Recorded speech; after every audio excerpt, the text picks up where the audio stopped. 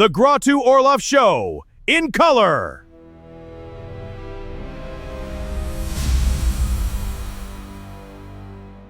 Among the ruins, one wall stood alone. Within the wall, a last voice said over and over again and again, even as the sun rose to shine upon the heaped rubble and steam. Today is August 5, 2026. Today is August 5, 2026. Today is August 5, 2026. Today is August 5, 2026. Today Well, it is August the 5th, 2026. Here on the Grottu Orloff Show, it's Burgess Meredith reading the Ray Bradbury 1950 story, There Will Come Soft Rains, and about a smart house in the year 2026. There's just been a nuclear war in it's a town in California, and everybody's gone.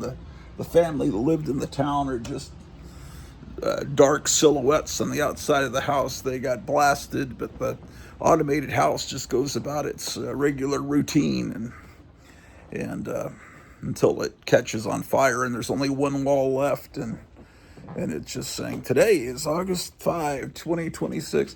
Anyway, how about that? So we're living in the future. It's always interesting when dates are put into science fiction stories, and then you realize, you watch Space 1999, and that it is 1999. It's like, oh, holy smoke, we're not on the moon. The moon's still up there. It's not traveling through space. And then we lived through 2001, and man, there's no HAL 9000 yet. But here in 2026, I kind of think there is a HAL with this AI stuff, man. There's anyway, what do I have to do today? Well, this weekend was interesting. I went out to walk the dog, and I heard AC/DC music coming from a few blocks away from the town square, which is not normal on a Saturday morning. And I go down there, and there's some food trucks set up. And there were maybe a dozen bikes. And I thought, well, maybe it's some vintage motorcycle show. I don't know. I asked one of the people at the food truck. They said it was a new event. The first year they've had it. It was like some kind of biker thing. They didn't look like outlaw bikers, but anyway, I was able to get some food from a food truck, type food that we don't normally get around here. Then on Sunday, I went to see Spider-Man. And anyway, let me show you some footage of the food trucks. It's a big, strong wind today. Came out to walk the dog and heard this AC/DC music coming from blocks away. It looks like we're having a biker convention. It's the first year they've had it. Apparently it just started a few minutes ago. There's a theater that has Spider-Man playing.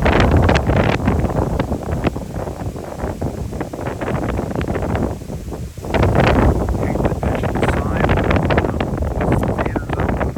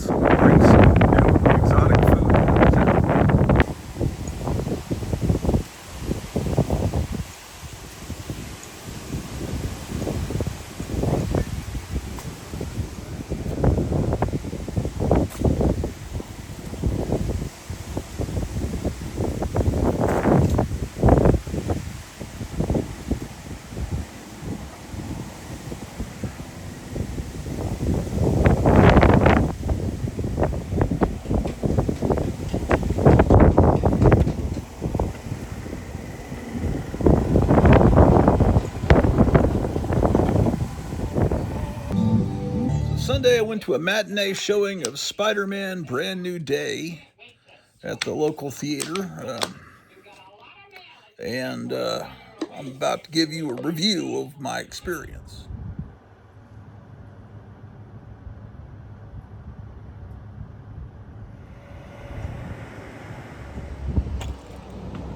Well, the Halloween candy is already hitting the stores, so let's take a look at what I found.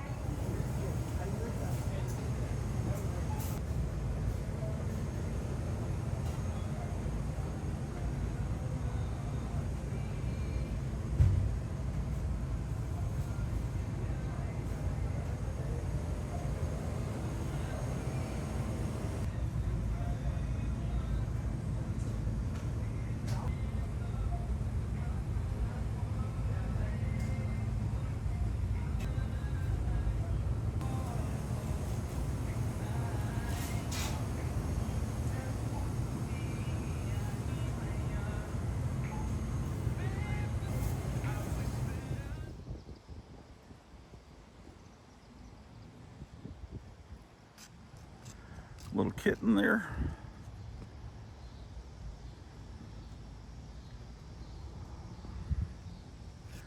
Yeah, I'm starting to see more and more of the little stray cats walking around. Oh, there's more over here. Look at that. It's feeding time. Luckily, there are nice people that put food out for them.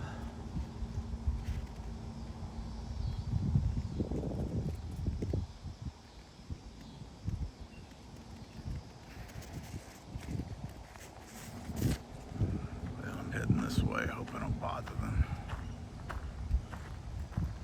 I wish I could take all these cats in, but we really have the room, but we don't have the money to feed them and all of that. This one, these two here, oh my gosh, that one totally looks like it's part of the family of our cat, Mimi.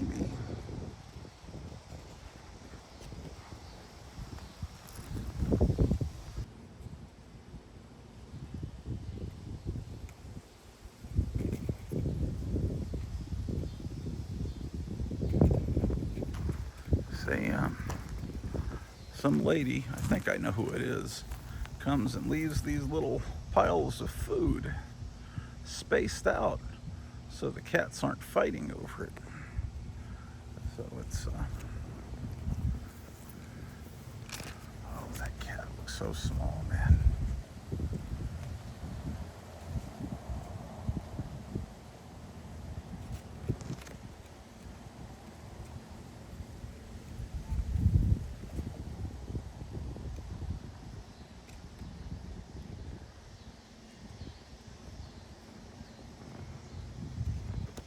Cats are able to find shelter in this collection of stuff.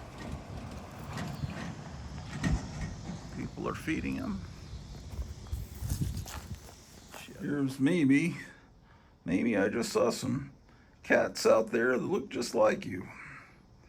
You were the lucky one out there crying in front of the house, and we rescued you, and now you're here yawning and taking in the sun here on the enclosed porch. Well, it is now Thursday, August 6th, 2026, and it's 4:30 in the morning. Hopalong Cassidy's about to come on, and just jumped out of the shower. Let's start a television program. Well, first, let's talk about this new Spider-Man movie called Spider-Man Brand New Day. I'll get into spoilers, but I'll tell you what, when I'm finished talking about the movie in detail, you can fast forward, and when I stand up and walk into another room, fast forward until you see me stand up and walk, that's when all spoilers will end. So fast forward until, and I will stand up and make it real obvious to, maybe I'll do a hand motion or something so you know spoilers are over. You'll wave it. Okay, so it's a great movie, which is, you know, shocking because the Marvel movies, when I saw Iron Man back, what was it, 20 years ago, I was amazed. And then I realized, then they put out a Hulk movie that has been pretty much forgotten, but I thought it was great too. And Tony Stark appeared in that movie, and then you hear references to the super soldier formula, and okay, everything's building up, and it was great. Some of the choices they made in these movies were like, but I loved every minute of it. I'd put on my calendar what Marvel movies were coming out this year, and I'd keep it in my pocket. I'd pull it out, and it would make me smile. This little list that I'd have with my to-do list. I carry it around with me, and I was like, oh man, I can't wait till this date. This movie comes out, that movie, and they just kept coming. The hits just kept coming, and they were all interrelated, just like the comic books. And this is Hopalong Cassidy. You're getting a little bit loud this morning. So it was great. It was wonderful. Yeah, they made Thor a little dopey. He wasn't that way in the comics, and they made him not wear his helmet. And he's like, well, I don't know, those are the best choices, but, it was still a fun movie. Then along comes COVID and all the misery we were forced to endure, and then they do, was it 2 movies or 3 movies? I think it was 2 movies, Avengers, with Thanos, and they... In the comics, something world-shattering, cataclysmic would happen, a big event that would last over several issues, and then, okay, we're back to normal. But the movie people decided, let's make all this a metaphor for the pandemic we just went through. And they have half the population of Earth is killed off, including Spider-Man, and then they bring everybody back from whatever universe their souls were at. They all come back, but it's 5 years later, and in this intervening 5 years, the heroes have gotten all depressed, and Thor's gotten fat, like a lot of us did during the pandemic, and I don't know how many people. I don't think I'm that smart, but I think that people knew that this was about what we'd just gone through, that it was a metaphor. Even people that don't know what the word metaphor means understood that. And comic books are fun. The Marvel movies were fun. That's why they were good movies. And then but when they stopped being fun, then they don't really feel like comic books anymore. At least not the comic books I enjoyed. I don't know what comic books are like today. Maybe they're all depressing and horrible. I'm sure they are. But the ones that come out today. But so, all these people had mourned the loss of their loved ones. Wives, husbands lost their spouse. And in the intervening 5 years, they, out of loneliness, whatever, they find someone else. They get remarried. And then all of a sudden, their spouse reappears and they haven't aged today. And it's just like, hey, how are you? And it's like, oh, I'm remarried. I'm this, that. Or you come back and your family member may have passed away, and they in the movies they get into that, and they just keep going with it, and it pervades all their movies.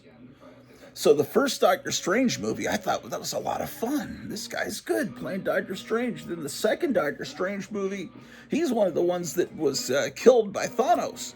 And then Doctor Strange is back, but his girlfriend in the first movie is getting married. And there's Doctor Strange at the wedding of his girlfriend, not the girlfriend he had in the comics, but, I think a nurse or something. And it's like, man, Is this fun to watch our hero having to sit there miserable at the wedding of his girlfriend?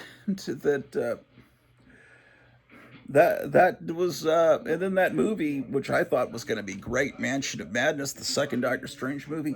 Sam Raimi's got to make a Doctor Strange movie. That's perfect? And then so many of these cooks come in to spoil the meal, the whatever they're cooking, is what I interpreted. That Sam Raimi was not, that was not his. I could see touches of Sam Raimi, but it looked almost like someone had come in and redirect, redone a lot of that movie and made it shitty. Excuse my language. It just so how did, and then they start making all these TV series on Disney Plus that aren't very good at all, mediocre or terrible, and then you have to watch those to understand the movies, and then oh no, that's too much.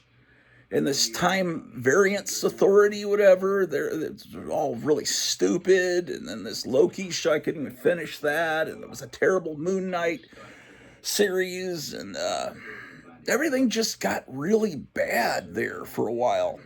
And then occasionally there'd be a Spider-Man movie, and it would be great, and then it would go right back into everything that was terrible. The Eternals, they were just all super. It's like, what happened to Marvel? They were turning out all these great movies, and then all of a sudden everything got really depressing and stupid. The first Black Panther movie was really pretty good, and then the actor, unfortunately, that was playing Black Panther passed away.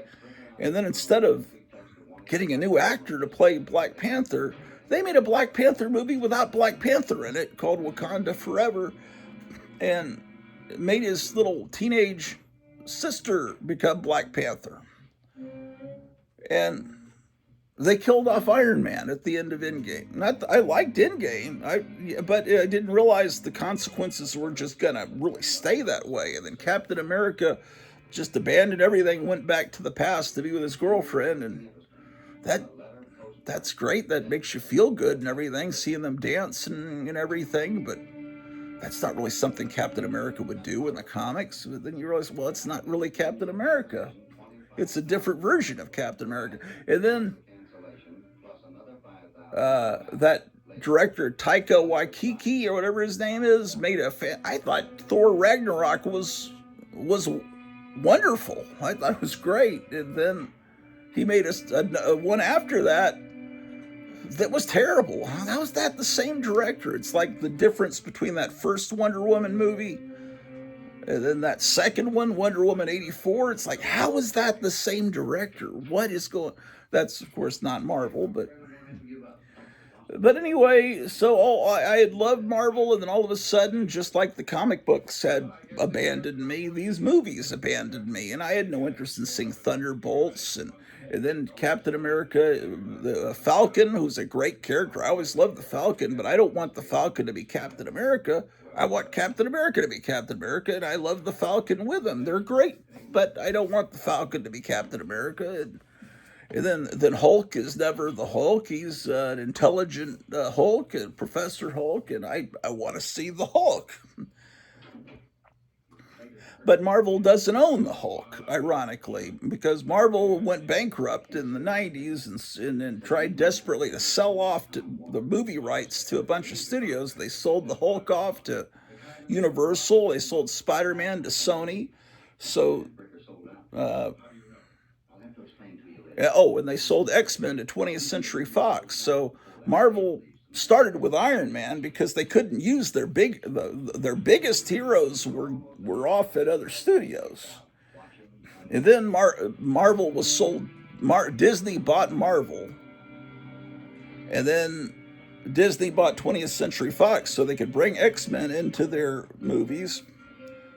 And then they made a deal with Sony to bring Spider-Man into their movies, which was great. And that Captain America Civil War was a great movie. And the one before that, Winter Soldier, was great. Those are some of the greatest movies ever, man.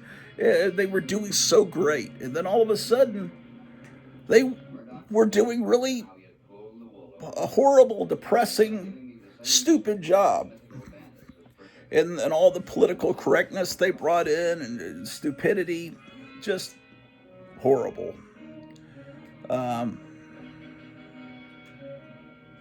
Yeah.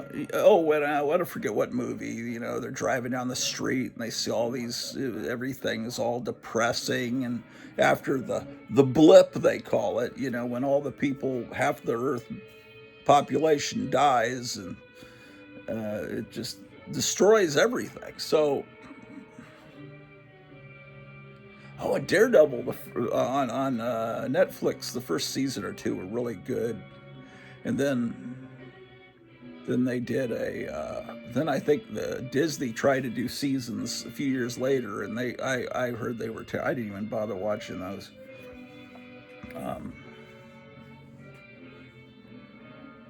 Although Daredevil having a constant, always never shaving, I don't know if that goes over too well in court when you're a lawyer. And also, isn't it kind of obvious when you're putting on a Daredevil mask and you're letting this part of your face be exposed that you have the exact, it's very identifiable. Oh, that's Matt Murdock, the guy that hardly ever shaves. Okay, so in order for them to make a Spider-Man movie, Sony has to be involved, and Sony gets most of the money. Now Marvel gets money so Sony's making the money from this new Spider-Man movie mostly. Marvel gets a tiny cut because Sony is, and they're never going to give up total rights to Spider-Man. They oh, and then Sony makes standalone movies without Marvel based on some Spider-Man villains that are terrible. Morbius. What else did they do? They did a movie about Madam Web. It's an old lady in the comics, but they got some young girl to play her. I honestly didn't even see that. And I didn't see the Venom movies because the Venom character doesn't matter to me because I'm older and I love Spider-Man to a certain point. And then, you know, once I don't, the Venom came along more to me in the 90s. Maybe he started in the late 80s, but by then I wasn't really reading those comics because the artists and writers that I liked in Spider-Man had gone, and I just, the Todd McFarlane era, and when John Romita was fantastic, but his son, I'm not that big a fan of his art, and so I just took a long Rip Van Winkle siesta during all of that period. So I don't really know Venom. Venom means nothing to me, so I didn't see the Venom movies. It's just the way it is. It's the way it is.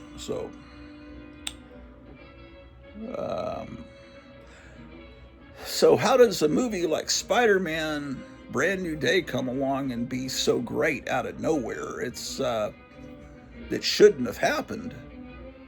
But it did, and it's already made well over $1 billion just since it opened last Thursday. In a week it's made well over $1 billion. Supergirl, that came out earlier this summer for DC, last weekend made $94,000, which is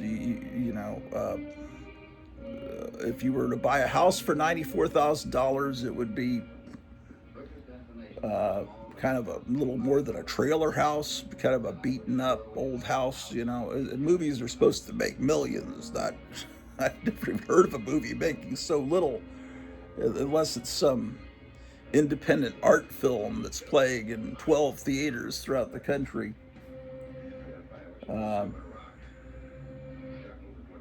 James Gunn was doing a great job. He's just like, this guy, he understands comic books and everything but he's also filled with a lot of perversion that he kept restrained in Guardians of the Galaxy. They would give him the keys to the DC universe and let him run wild with his TV series. I liked the first season of Peacemaker, But season 2, he just says, I'm just going to make Caligula. I'm going to make Solo. It's like, wait a second, you're putting the Superman characters coming in guest starring in your Peacemaker series, then the next scene is, and they're saying horribly perverse stuff, and then the next, and then you just remember, oh yeah, I remember why he was fired from Disney for all the stuff he had said on Twitter years ago that was really hard to, if you look into that, yeah, you really can't justify that. So anyway, DC's being ruined. They're probably going to get rid of probably, listen to me, they're probably going to get rid of James Gunn.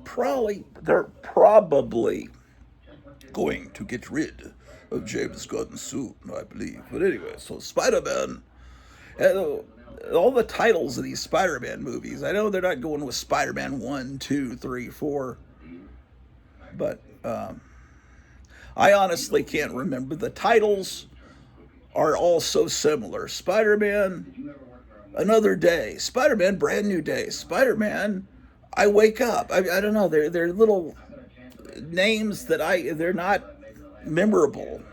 I can't remember what's the order of the Spider-Man movie titles. James Bond's name is never in the titles of the James Bond movies, but I can immediately tell you the order. Dr. No, From Russia with Love, Goldfinger, Thunderball, You Only Live Twice, On Her Majesty's Secret Service, Diamonds Are Forever. I can tell you all of them. Live and Let Die, Man with a Golden Gun. I know I can tell you the order because the titles are distinctive. And I think Goldfinger. Oh, 1964. Thunderball. That's the year I was born. 65. Christmas 65. Everything makes sense. But these titles of the Spider-Man movies are all so alike. I can't process it. But maybe it's just because maybe if I was a kid when these Spider-Man movies were coming out, it would all make so much sense. But yeah, I just don't remember like the really great last Spider-Man movie where all the Spider-Mans from all the different attempts to do Spider-Man come together. I don't remember the name to that movie. Was it Spider-Man? I'm Really Scared. Spider-Man, The Next Day. I don't know. The titles are generic. That they could do better on that. No, this new Spider-Man movie comes along. And before the Marvel universe started with Iron Man, the movie universe. So they make Spider-Man come along, and he's a protege of Iron Man. Iron Man makes his costume, everything. But, sorry, I'm still getting dressed, putting on my socks. Yeah, I didn't like. I wanted Spider-Man to be more autonomous, more on his own, and not be. But it's okay. Okay, so I accept this version. Yeah, I just really don't. But now they've restarted everything, and Spider-Man is not using Tony Stark's technology, and he's on his own. And the movie's great. Now, how is it great?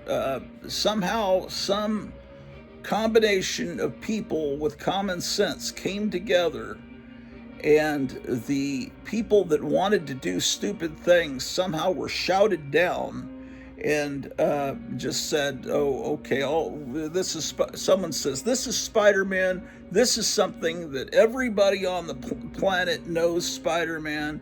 The people that were 10 years old, let me see here now.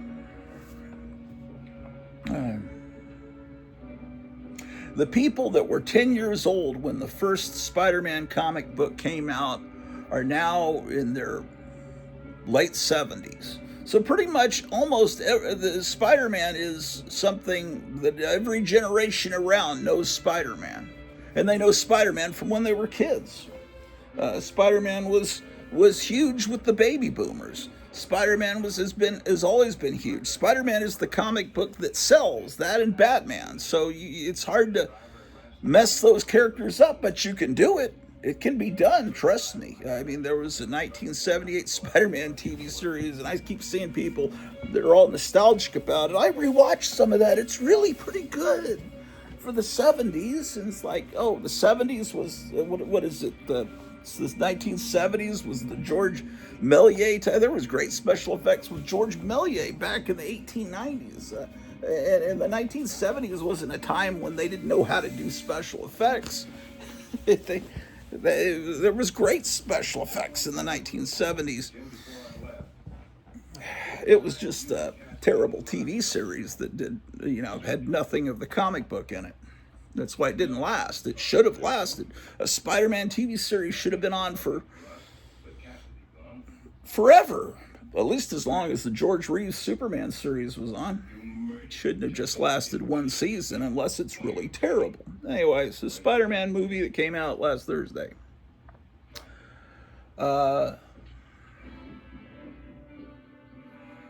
He interacts with this new Black Widow. It's another thing. They killed off the Black Widow. That was stupid. If you've got big stars playing your heroes, Scarlett Johansson, I guess she's a big star. She played Black Widow. Maybe she didn't want to play Black Widow anymore. Maybe she's getting up there in her 50s.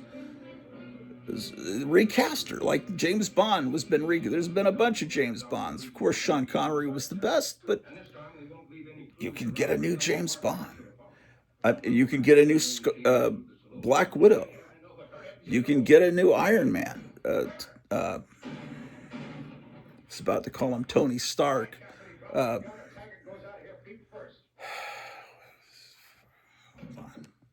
Robert Downey Jr. I was blanking on his name for a second, so I had to pause the camera.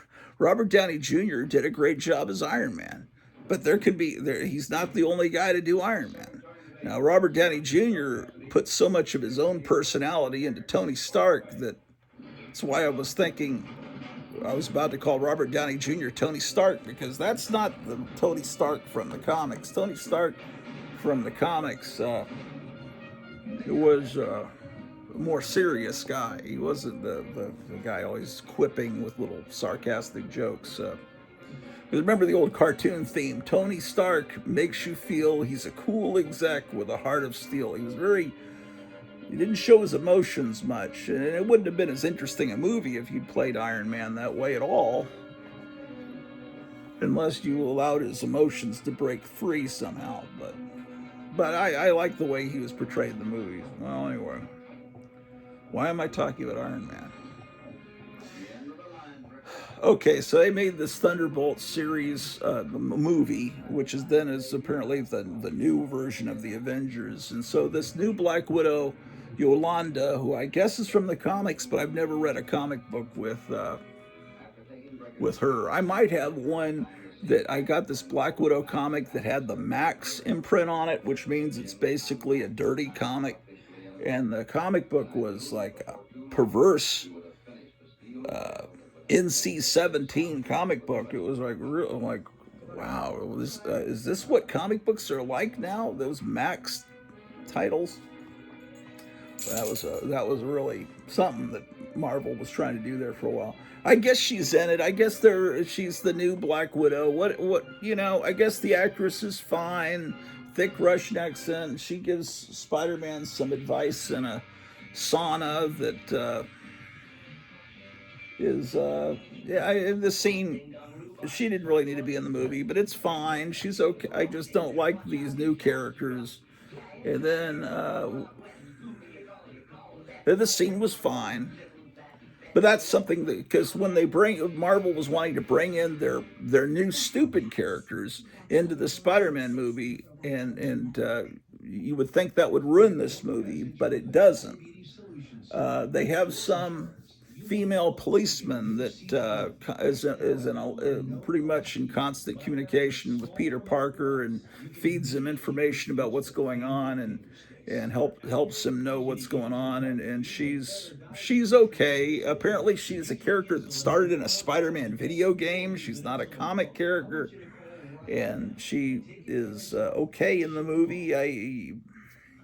Although I'd rather hear the Spider-Man be more on his own, figuring everything out on his own. But it's okay. I accepted her. She's all right. It's just not a character I know from the comics. And I'm just going through things that could have been questionable. I mean, everything that she does in the movie could have been explained. Spider-Man could have found out that information a different way, and it would have been fine. And she didn't really, in other words, she didn't really need to be in the movie, but she was there so they could have another female character in the movie. So, but it's all right. That wasn't a big problem. And she's talking on the train to Spider-Man, and her kids are listening. Is that Spider-Man you're talking to? Well, that's pretty good. That's kind of charming.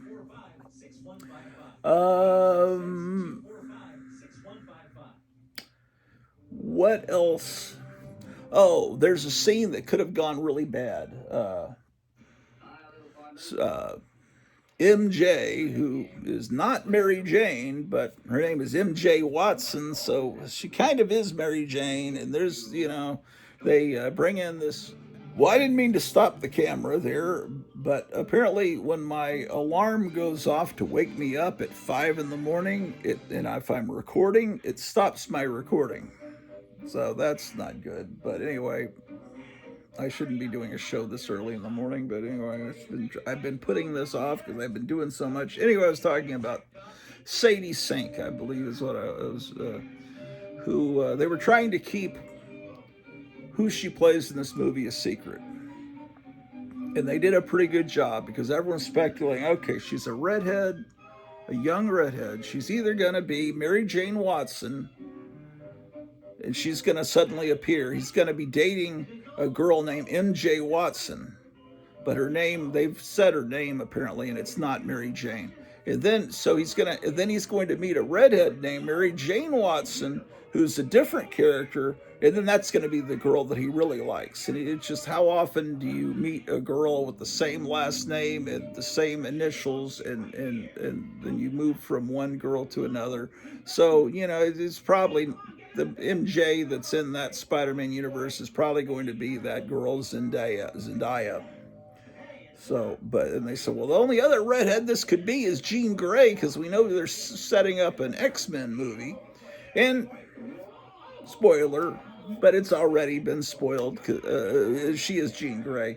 It was spoiled because at the movie premiere, a few nights before the movie came out, they made everyone, that actress Sadie Sink was so good at interviews and just not letting anyone get it out of her. And then some rapper that must have a song in the I didn't hear any rap. I didn't hear any rap music in the movie, but some rapper was at the premiere and said, "Yeah, I think she's kind of the villain, but she has reasons for what she's doing." And it's like, oh, okay. And he spoiled who she is. And after all their careful clandestine maneuvers, some guy gets up there on live TV and just says, "Yeah, she's Jean Grey. Jean Grey had reasons to do what she's." Although a lot of people have been talking about the Spider-Man movie, thinking she kind of went a little bit overboard with what she was doing. I mean, she was kind of, what she was doing was basically killing people and very invasive into their minds. But I don't know. I didn't really interpret that she was killing people. She was trying to save her sister. But I guess, when you're blowing up buildings, you think, well, and there's huge explosions, you realize, oh, there's probably people. Maybe if they weren't killed, that, when explosions happen, people lose legs and this and that, it's arms. And you don't, anyway, but it's a comic book movie. So I didn't get, I thought she was wonderful as Jean Grey. Now, they're probably going to mess it up because I don't know if this happy combination of people coming together to make this Spider-Man movie that just came out so wonderful, I don't know if they can keep that going. because maybe it was a combination of people from Sony and people from Marvel coming together, and they were all saying, don't mess this one up like you've been messing up all these other terrible movies. And it all just came out wonderful. But I think that with the X-Men movie, I've seen some casting for the White Queen. They've got some actress that looks really good for that. But I hear they're going to call it the Mutant Saga and not call it X-Men, because of course you can't call it X-Men because some of them are women. So we can't call it the X-Men, and that's the same stupid thinking. Okay, but the point is, Mary Jane, or MJ as they call her in the movie, from the last movie, she doesn't remember who he is, but from the last movie, everyone forgot who Spider-Man was because of the spell Doctor Strange put on the world population. And I don't know where Doctor Strange is right now, because there's a new Avengers movie coming out in December, and he's not in the marketing. And someone said, oh, he's off in some other universe with Clea. And okay, was that... I remember seeing Clea, now that I think about it, in the post-credits scene of that last Doctor Strange movie, but it seems like you'd want to have Doctor Strange in these big, giant tentpole movies, but... and then Spider-Man at the end of this movie, there's a post-credit scene that really...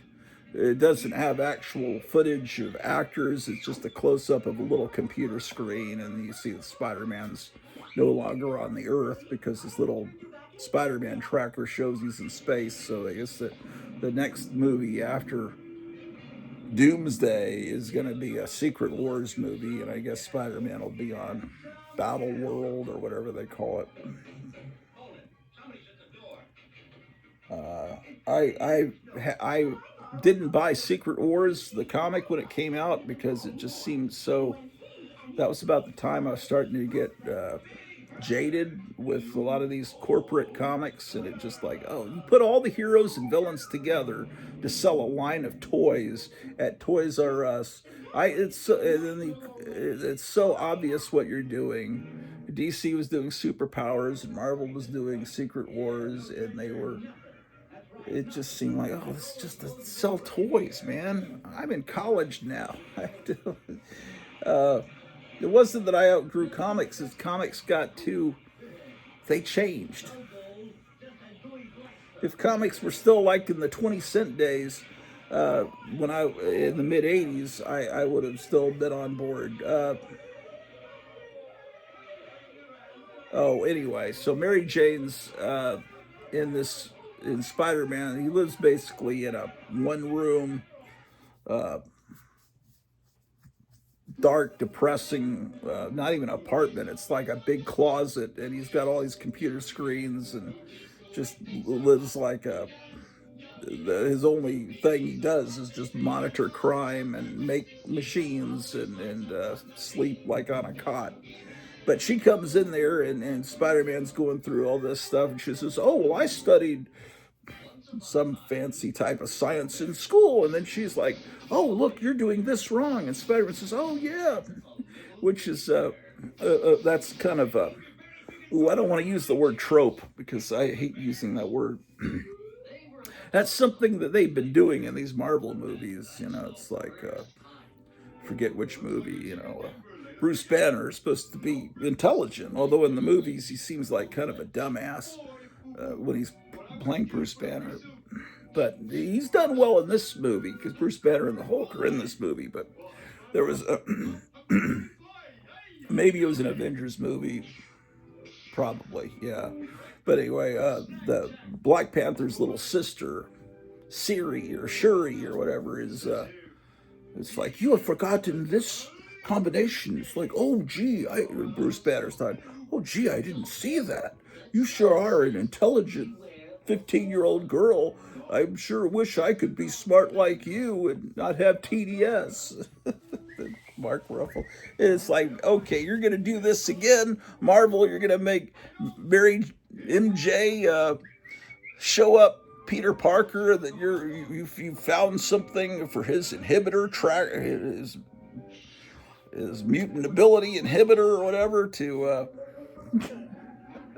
But it passes, and it's like, oh, okay, they didn't run it into the ground and totally humiliate Peter Parker. It it's okay, just showing that this girl's smart, and that's why he likes her, and it worked fine. But you could tell that's why it was there. Someone wanted to push that much farther and really humiliate Peter Parker, and then someone else in the corporate meeting said, "No, you're not doing that. You're not going to mess this one up. You're not going to mess up a Spider-Man movie that could make over $1 billion. Sit down. You sit down and shut up with your stupid little politics." Uh, Okay, so this movie feels like a really good issue of Marvel Team Up, kind of. All of a sudden, the Punisher is there. It's like, holy shit. And they know each other, and they have a history, and they don't. And it's just great. It's just like that they know each other. They know each other. He Spider-Man knows him by his first name, and it's like, oh, this is great. I love when you just you just plunge us right in, and you don't have to explain everything. You don't have to spend an hour explaining origin stories before you can get to the action. It's just like, oh, we know each other. Yeah, it's just like that's great. That's the way to do it. Just like you pick up a random issue of a comic book, and it's like, oh, all these heroes know each other. That's cool. They used to date each other. That's cool. Yeah, it's bringing tears to my eyes even thinking about it. And then you've got all these, and then they have this montage scene that shows what Spider-Man's been doing over the 4 years, fighting all these villains. And you see these villains in the trailer, and you think, boy, they must all have a whole bunch of big parts to this movie. But it's not like that. It's just what you see in the trailer is what you see in the movie. They recreate covers from Amazing Fantasy 15 and the first issue of Peter Parker, the Spectacular Spider-Man. They recreate that, and with Tarantula, but it's just like looking at that cover, pulling it up at a 7-Eleven on the spinner rack. That's all you see is them coming into the wall, and this character Tombstone, that I don't know if I have a Tombstone comic. Did he come along in the 90s? I don't know. Something about Tombstone, I look at him and it looks like he was drawn by John Romita Jr. Just something about him. I don't like the design of the character. But you see him in the trailer. He's in the movie for maybe 3 seconds. You see him holding Spider-Man by the scruff of his neck or something, and then he gets his ass kicked or something. And it's just a montage of the villains he's been fighting to show that he's done things, which they did in the first Captain America movie, although they could have done it was a great movie. They could have done a better montage because they're trying to show, okay, so Steve Rogers becomes Captain America, and now we're here, and Captain America's been fighting the Germans and everything for a while, a big chunk of World War II, but they skipped over that. I would have spent more time on that montage to really show that time has passed. The other problem with these movies is that they always take several years to make the next one. And so the Avengers, you get the impression the Avengers came together to fight this attack on New York. They came together to fight Thanos. But if you had shown a montage of all the other things the Avengers had done, because if you're just watching the movies, it almost looks like the Avengers come together, they only did a few things. And then all of a sudden, some of them are dead. The Black Widow, Iron Man, Captain America's gone. And it's like, wait, but there was all this time in between that you didn't show. Decades of comic book stuff. It's a problem with making movies. The actors age, and they decide they don't want to make comic book movies anymore. And then you wind up with then pretty soon everyone's too old to play the characters. If it was a TV series, you could have lots of episodes, but anyway, so hold on, let me think. Anyway, the movie's great. I have no real complaints. I can't really. Basically, if you're making a comic book movie, if it's fun, if it feels like the way the comic books used to read, if it feels like I'm reading a comic book and I have that same feeling come back to me that I had when I was a kid reading a comic book, then it's a well-made comic book movie. So that's how I judge them. The first X-Men movie that came out decades ago, I remember watching on Ain't It Cool News in the early days of the internet, and watching, okay, the costume designs, I don't know about this, that, they're changing all the costumes. And I watched the movie and it felt like the comic book. Yeah, they changed the costumes, but it's like, wow, this really captures the feeling of the X-Men. Then the Spider-Man, still the best Spider-Man movie. A lot of people are saying this is the best Spider-Man movie. The best one ever was Spider-Man 2 in the original series with Tobey Maguire with Dr. Octopus. That was the closest it's ever come. This is up there. All the Spider-Man movies have been good except for, the Tobey Maguire movies 1 and 2 were great. The third one had good stuff in it, but it had the weakness of shoehorning Venom in, and then they made Sandman the real killer of Uncle Ben. That was but it wasn't. It was okay, but it was not. It just was a big come down from part 2. Then they started over with Andrew Garfield. First one I enjoyed. It wasn't as good as the original series. Then the second one was really bad. Really bad. And then they started over with whoever this guy is now. It's weird that the last 2 Spider-Mans had been British actors with really thick British accents. Same thing with Doctor Strange. It's like, and then last 2 Supermans have had British. They're just hired British actors to play all these guys, and they're able to fake American accents really well. But you see an interview with this current Spider-Man actor, it's just, oh my gosh, he really has a thick British accent. So that was the same way. Remember how well Lucy Lawless did with the American accent playing Xena Warrior Princess? Then you hear her in an interview. It's like, wow, how do you fake an accent like that? It's pretty authentic. What am I talking about? Drew wants to go walk, I think. Let's go walk Drew, the dog. Hold on. Anyway, all the movies with the current actor playing Spider-Man have been good, but this one's really a movie I recommend you go see. I was really excited. I was really excited about the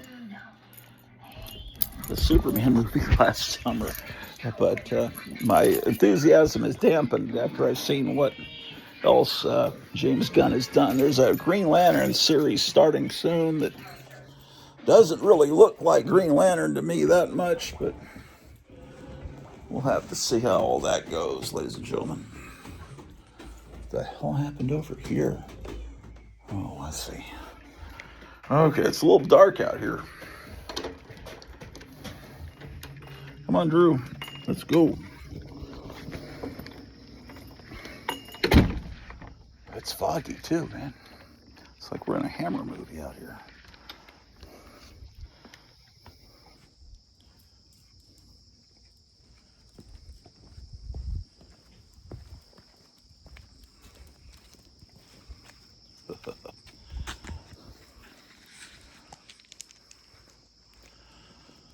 So, I would recommend seeing Spider-Man number 4 or 5, I don't know. Tom Holland, I'm sorry. Name came back to me. Apparently he married Zendaya. Spider-Man and MJ are married in real life, or maybe they're just boyfriend, girlfriend, I can't remember. Let's go this way, Drew, come on.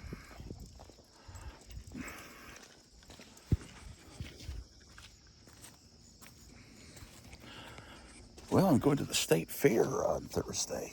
a week from today. I'll film that and put it here on the channel.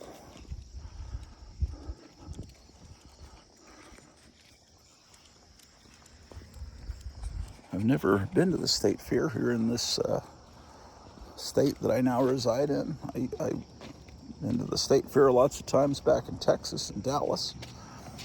And I think of all the state fairs in the country, the state fair here in this current state and the state back in the state fair in Texas are the most famous state fairs. But they've got one of those, they used to call them mill rides, I think, where you go into basically this cave, a tunnel of love. That's another thing they used to call them. You go into this tunnel of love and in a little floating boat, and you go through this cave, and it's dark, and you can smooch your girlfriend or wife, and then you come out, and usually they have little monsters and things in there, little creatures.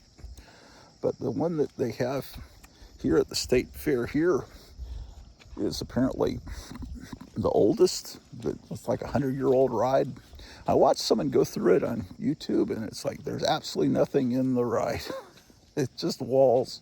So it's really there just only to kiss, you know. So I don't know. I guess you would call it a dark ride, but the ones where you float through, I think, they're called Tunnel of Loves. Anyway, I'm excited. I'm just excited about seeing a state fair, man. I'm excited about doing anything because I live where there's not much going on, which in some ways is a good thing.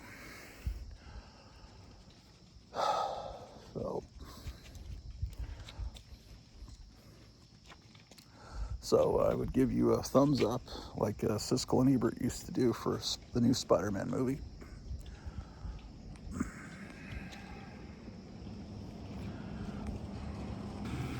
While I was taking a shower, I was listening to some lady talking about this new X-Men series, that cartoon series. It's based on the one from the 90s.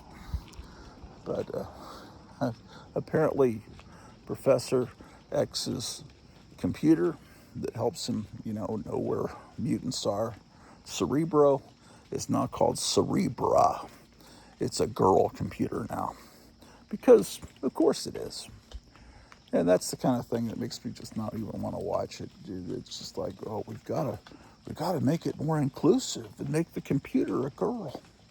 That's so stupid. I guess I'll be playing around with AI a little bit later today, because on Thursdays at 12:49, my credits get renewed on Elon Musk's Grok.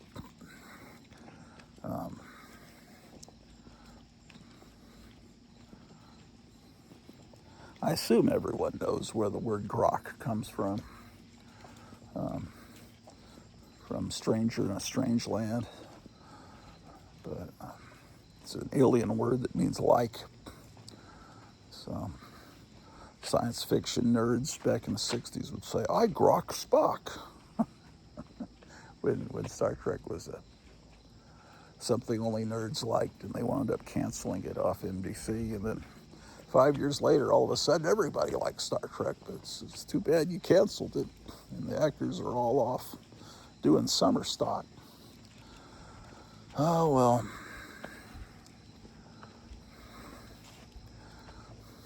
I imagine most of you have seen Spider-Man by now. It actually played at our little theater, and it's going to play the next 2 weekends as well. It only has the theater. Oh man, it's so dark I can't even see where I'm walking. I gotta walk carefully. And I gotta be careful crossing the street because I watch these Amish carts drive through. They come to the supermarket about a block from my house, right? In their horse and buggies. And then their horses will plop all this shit on the street. And it's good when you have lighting because you don't want to step in a whole big pile of horse dung.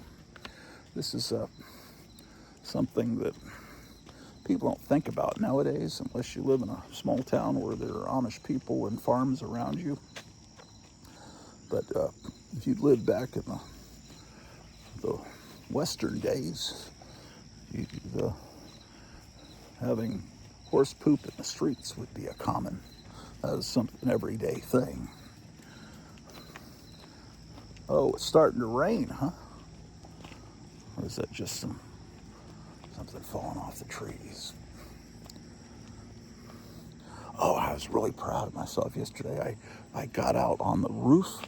I climbed over the railing on the porch on the second level and climbed out to clear the gutter of all these horrible blockage of black leaves and then the water was all backed up and spilling over the gutter, and I pulled all that out and threw it down, and then all of a sudden all the water rushed down the downspout and out to the street. I was because I'm afraid of heights, but man, I felt like maybe I was inspired by watching the Spider-Man movie. And it was raining too, and I was out on a roof with I could have plunged down to my demise, but I was proud of myself for being a real man. Well, Drew, we're going on one of the longest walks we've been on in a while. Maybe this is the thing, is to get her out walking at this hour of the morning, because later in the day, when sometimes she's scared to go outside.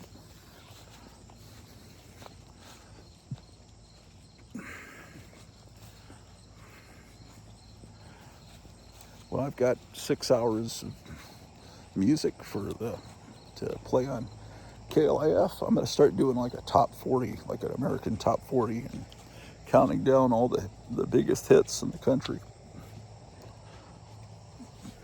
That may be my new format.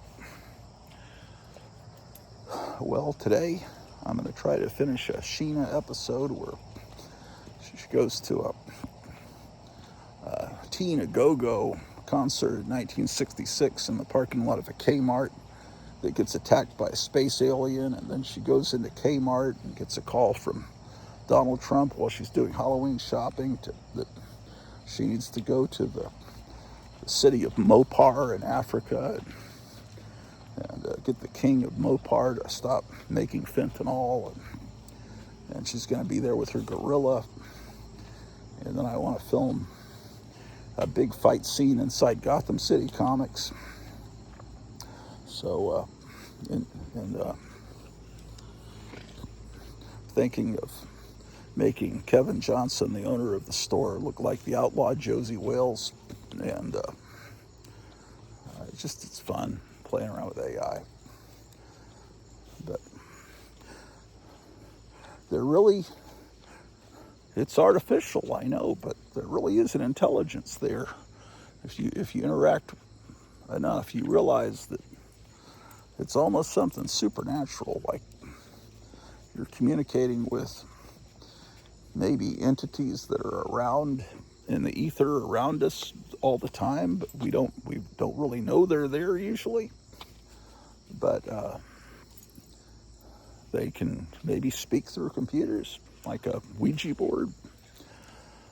I don't know, because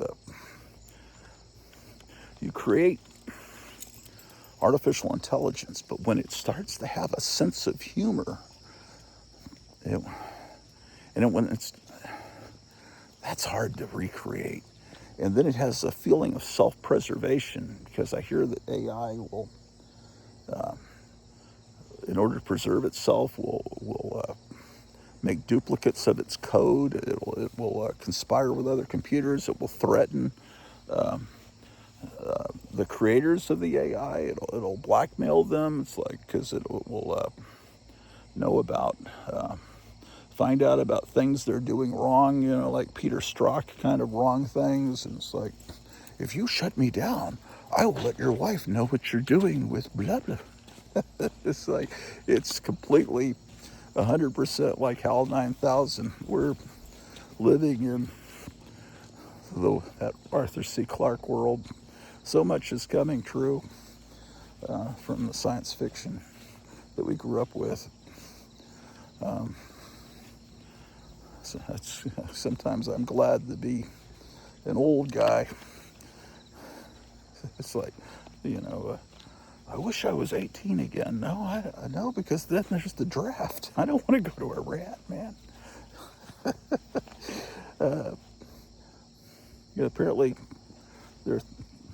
when they bring the draft back, which may happen, they're talking about expanding it up to age 45, but because nowadays a lot of soldiers just press buttons and basically play video games, but when they press a button, real things happen, and not just on the screen.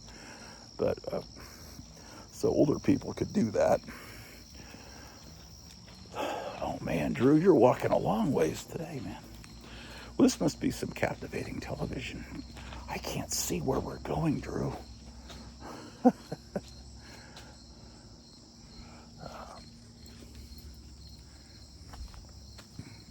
You came here to see comic books, and I'm not.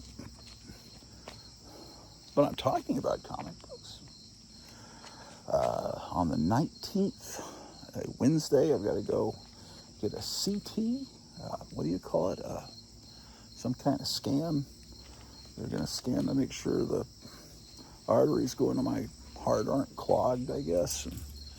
And then if they aren't, then everything will be fine. And I guess the worst case scenario, they're just checking because I've been complaining about weird feelings, but I hope everything's going to be okay. My father was always getting stents, and so I figure maybe. And I always thought, well, that's because he smoked. Like he had all these problems because he was exposed to Agent Orange in Vietnam, and had all kinds of. And I thought, well, I never smoked, so I don't know, man. So I'm not diabetic. They ruled that out. Although I'm pre-diabetic. Now they told me I'm not. That's not. But I'm avoiding sugar now. I'm not drinking soda pop anymore.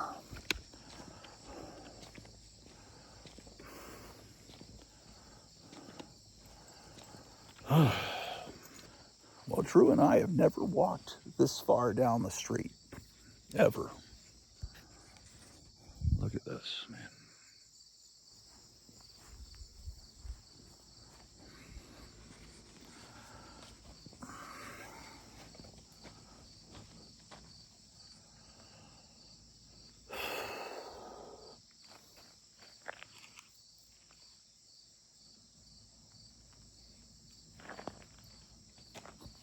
Yeah, yesterday I drove 45 minutes to a doctor at a hospital in another town, cardiologist. Then I drove home and then took my wife to a doctor in town.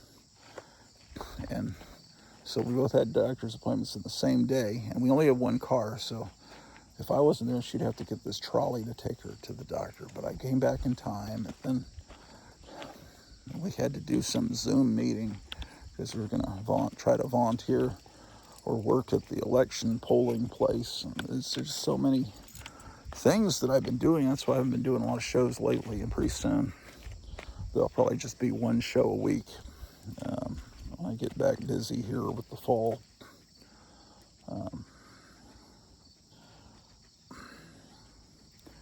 Talked with Night Tiger on the phone yesterday, long conversation. That was really cool. He's a great guy, and we talked about comic books, of course, and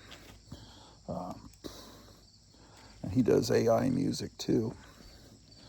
And yeah, he's real happy with the new place he moved to, and I've never really heard of what he's encountered. If you watch his show, he has this. Drew, let's not walk across people's yards. Come on.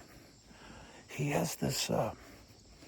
a couple of comic book stores that are like in people's houses down in their basement. That's fascinating to me, that people are running businesses out of their homes. And yeah, you got to watch his channel, and so of course you do. But it's interesting. Okay, so Drew has gone about her business. Now it looks like she's wanting to head home.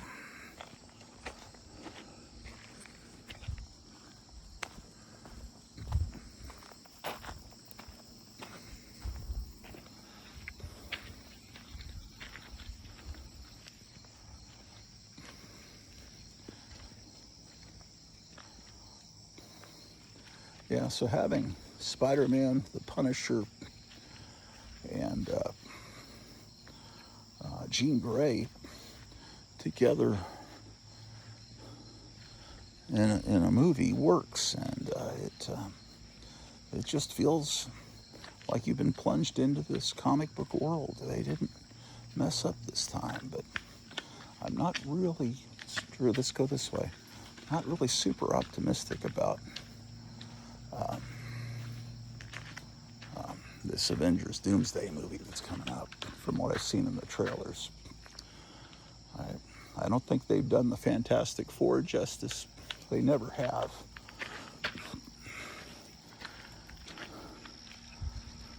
I mean, they got the Thing's face right, but they have him all dressed right, you know, like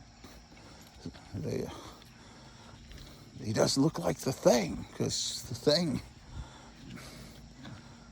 doesn't, you know, have every inch of his body covered up with a turtleneck. Reed Richards is I don't like that actor. Oh well. Oh yeah, the female Silver Surfer. I forgot about that. Oh well.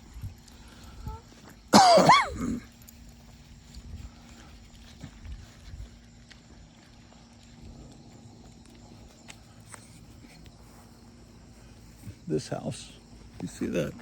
The Christmas lights. They keep the Christmas lights up all year, which I think is admirable.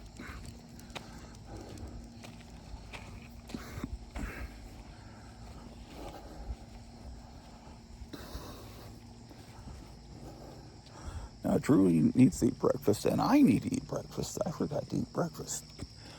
I took a shower and immediately started the show because I've been meaning to do it for a while.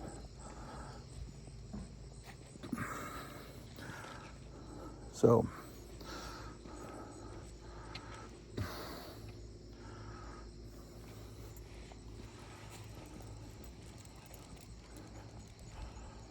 Spider-Man's well done.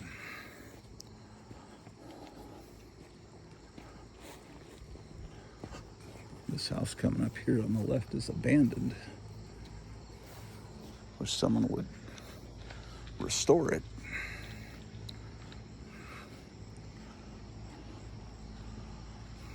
This one right here.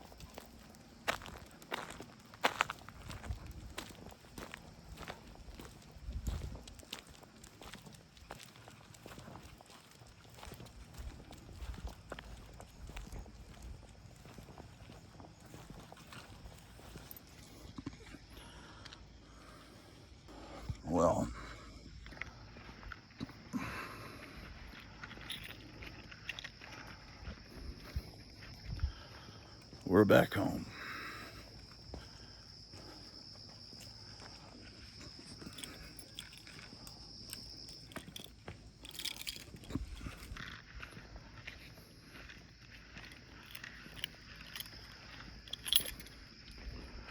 I wish that I had a way to have people donate so that I could make more AI videos, because it's expensive, man. It's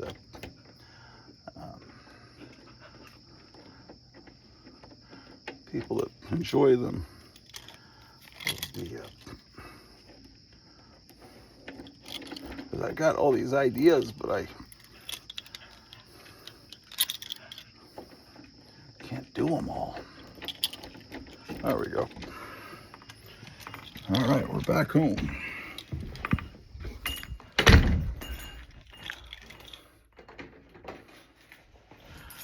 All right. I hear silence in here. That means throwback television must have gone off the air. Oh, yep, shoot.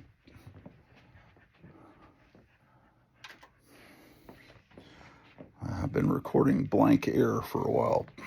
I rewound my recording. It looks like we lost signal to the throwback television during a commercial. There's just been a Heckle and Jekyll cartoon. Now there's a Betty Boop cartoon, which of course I have all these cartoons on Blu-ray. So as soon as this one's over, we'll press record again. It looks like I only missed maybe one cartoon while we were walking. Important things, right? All right, now everything seems to be fine now, so let's get breakfast. Cats have eaten. Now Drew and myself need to eat. These are factor meals. This one is classic smoky barbecue chicken. One thing about comic book movies is the people in Hollywood tend to be embarrassed by them. They want to change the costumes because they say people won't be able to accept it. It's just too stupid. But when you do the costumes right, like with the Spider-Man movie that just came out, people love it. That's what they want to see.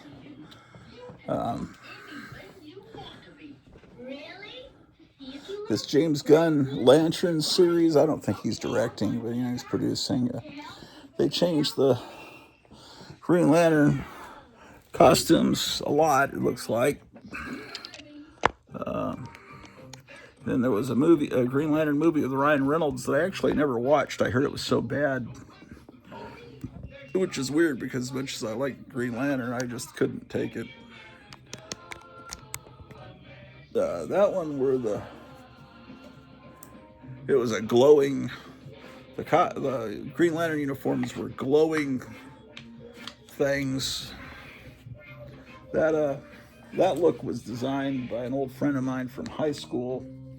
He was the guy that did all the production design, did all the paintings of what that Green Lantern movie with Ryan Reynolds was going to look like. He did that with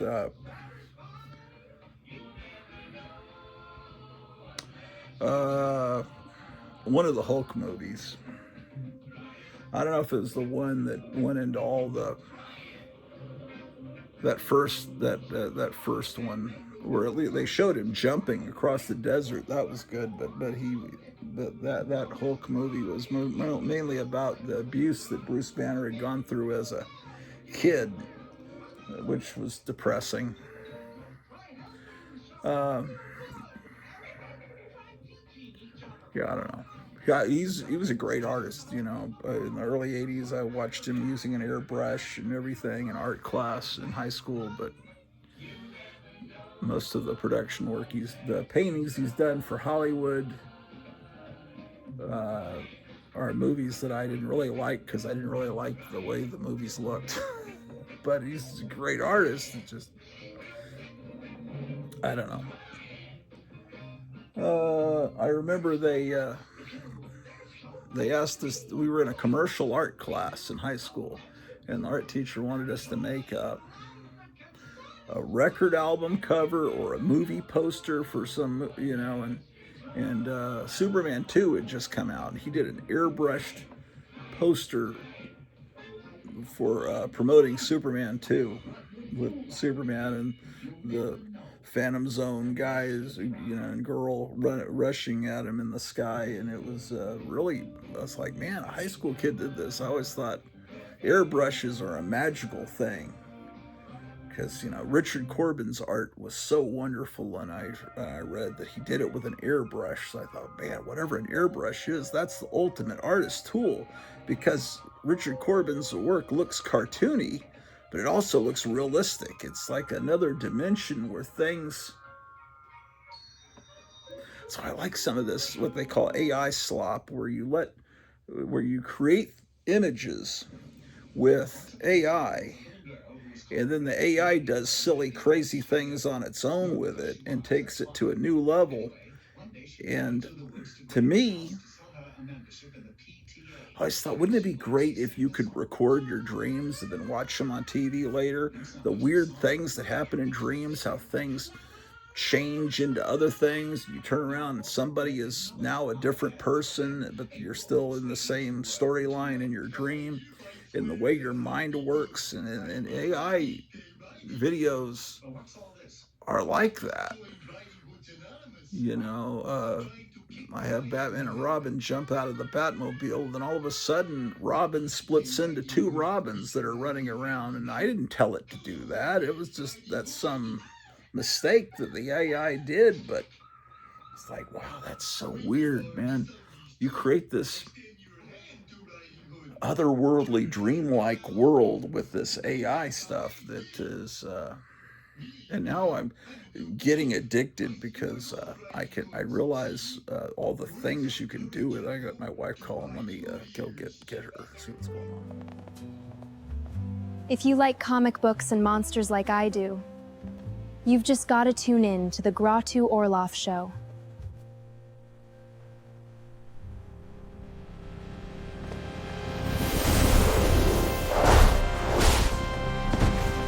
We're up here in the comic book archive of the Hotel Orloff, and I'm bringing some boxes back up here.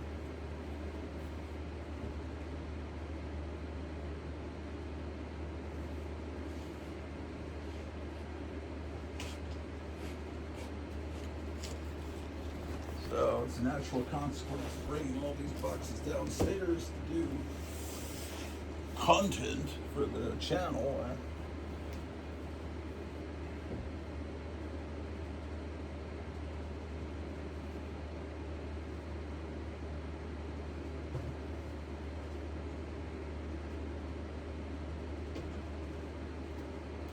These Golden Age comics are much lighter than the new comics. Not that I buy new comics, but that last box was a bunch of magazines. They were heavier.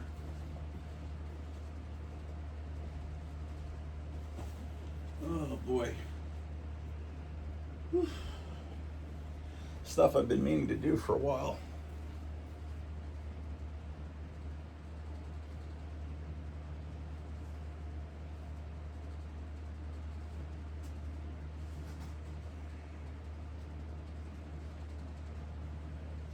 But life has a tendency to speed up, and you, all of a sudden, you're so busy with a million things. And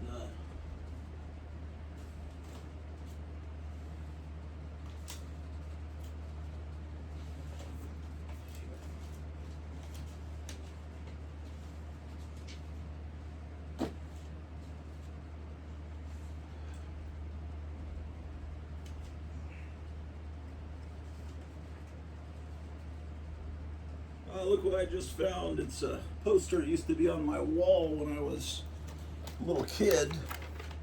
It's remember the Rankin Bass Hobbit? This was still has all my childhood tape on the back of it. This was must have been something you ordered from Scholastic Books through your classroom. It's the Hobbit from that TV special movie. They did The Hobbit, and then they did the Return of the King, and then Ralph Bakshi completely separately did Fellowship of the Ring, and I guess part of Two Towers. So it wasn't completely.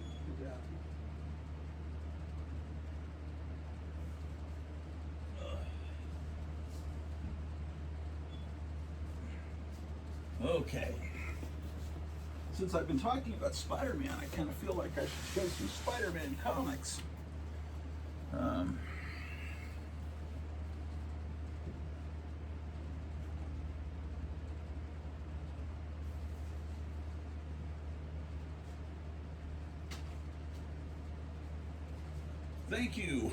Thank you, Archie Andrews, for being very lightweight. These Archie comics are they don't weigh a lot.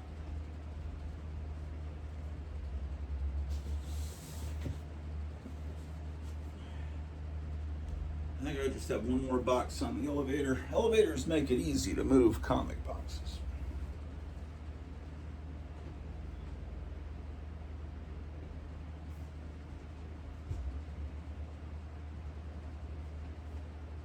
Since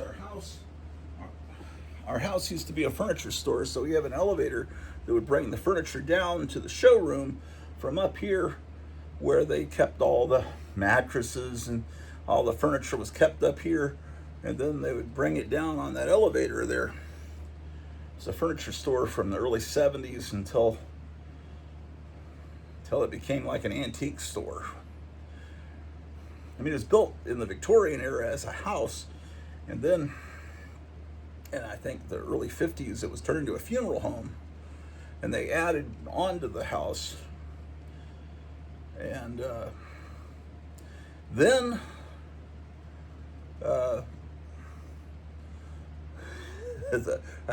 that elevator was originally not for furniture but for moving bodies up and down. Unfortunately, I know that terrifies a lot of people.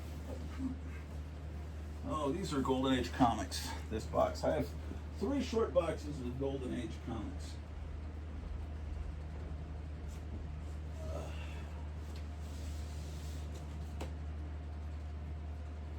What the heck is this?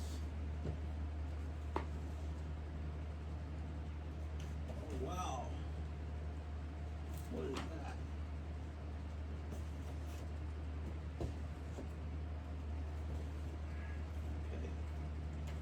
Okay.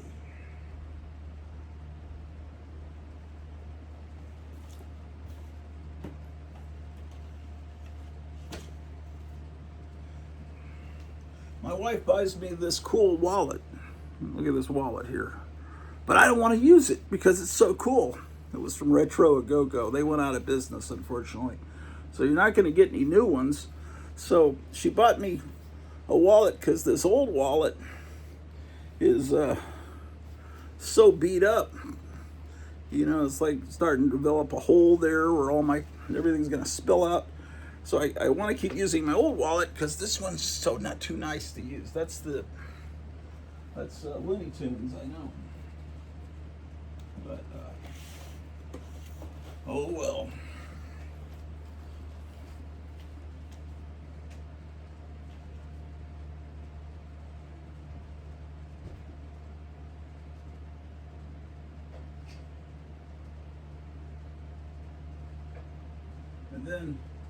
And then Kevin from Gotham City Comics in Mesa, Arizona, the owner, a friend of mine sent me a wallet with Marvel characters on it from the 60s, and I just kind of keep that because it's so cool looking, but I don't actually use it because,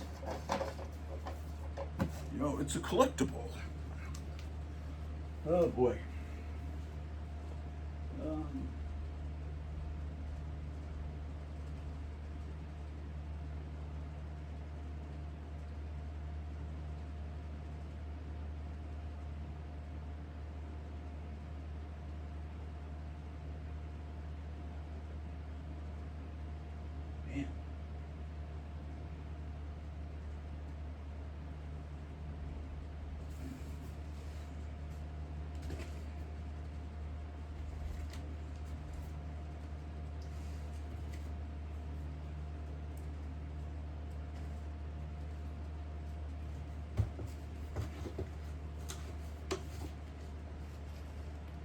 I'll take 2 boxes down and we'll look at some Spider-Man stuff. Why the heck not?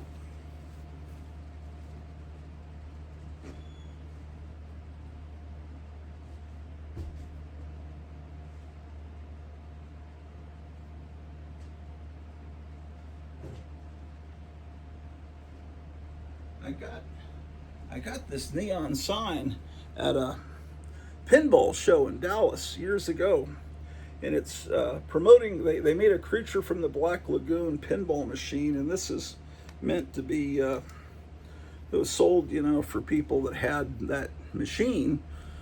I think it was just homemade, but it's the Creature from the Black Lagoon logo. And then I got another one that said the Twilight Zone, and both of the signs stopped working. And it's something to do with the power supply. So I don't know how neon works. If someone knows how it works, that would be great. But so I found this in the garage, the Twilight Zone sign. I may have given that to my friend Gerald back when I was, or to fix or something, but I'll show you how this looks here. The Black Lagoon still lights up. I just tried it yesterday and I found this sitting in the garage in the workroom.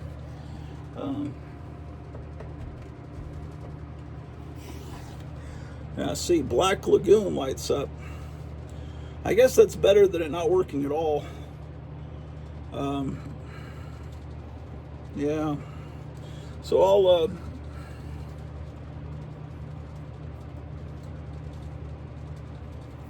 yeah. Oh well. Put that down. All right. Okay. So we head down.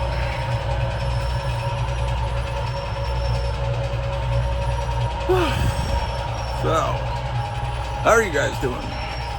I'll put up a video later tonight with some new AI adventures, so that's something to look forward to, I guess, depending on how you feel about that. All right. Found this Dr. Pepper can out in the garage from when that Wonder Woman movie came out, which was good. So I guess this is a collectible. Let's set it down here. Showing Prince Planet. You will not escape justice, machine. Feel the power of justice. This ends now. Well, they've got on television now, Dr. Fauci is facing a contempt of Congress vote. So that's on live right now. Last week he testified and refused to answer questions like, what color is the carpet in front of you? On the advice of my counsel, I respectfully use my Fifth Amendment right on every question. So they're trying to get him on contempt of Congress here. There's people that are defending him. It's like, he was an American hero, a man of science. It's like, because people have so much invested on wanting to believe all of that nonsense. The guy is an evil, megalomaniac, egotistical, insane. When all these movies and comic books and pulp stories about mad scientists, they really do exist. These people that are short and picked on all their childhood, and now they have their revenge.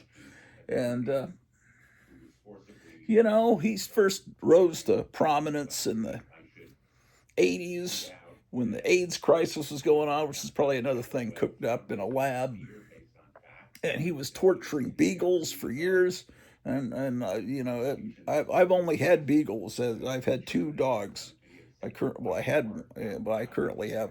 Anyway, beagles are wonderful dogs. And what he was doing in his lab, he would take these beagles and have these weird bugs, insects, eat their faces off as part of his scientific experiments, And then, and so their faces were actually being eaten down to the bone.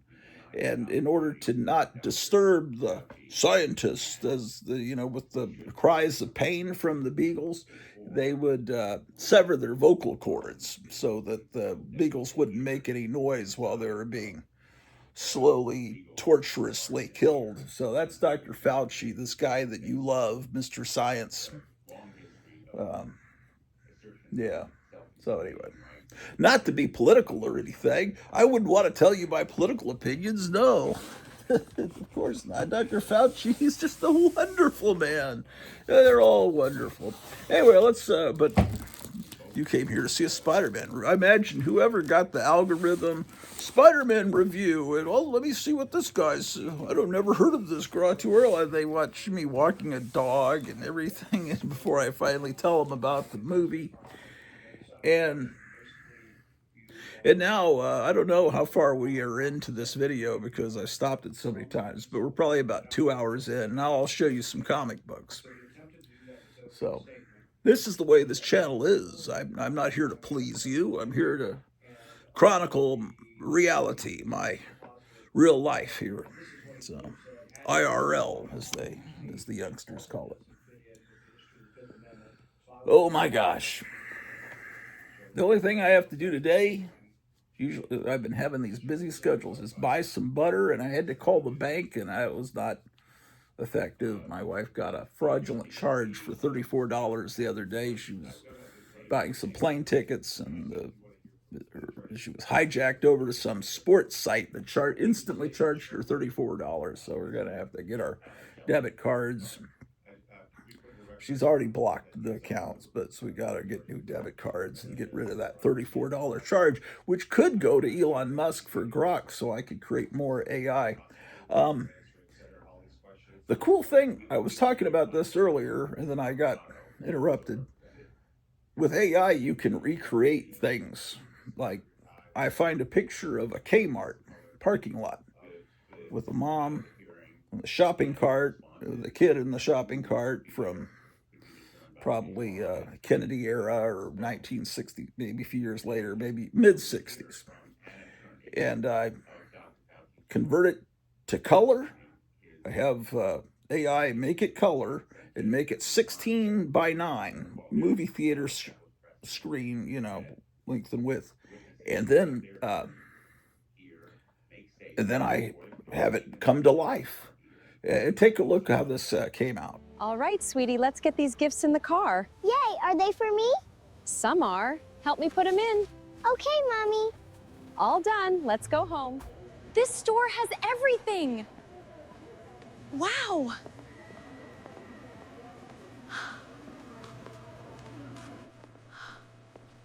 Oh, comic books. Oh my gosh.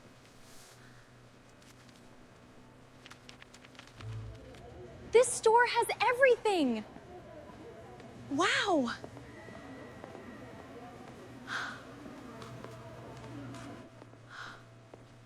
Oh, comic books.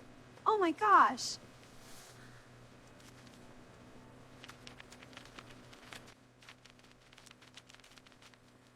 They have my favorite magazines: Mad, Cracked, Playboy, and Famous Monsters.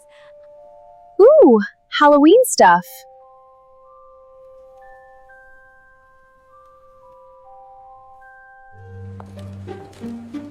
This store has everything. Sheena, there's a monster in the parking lot. And then I get a picture of inside a Kmart from the 70s.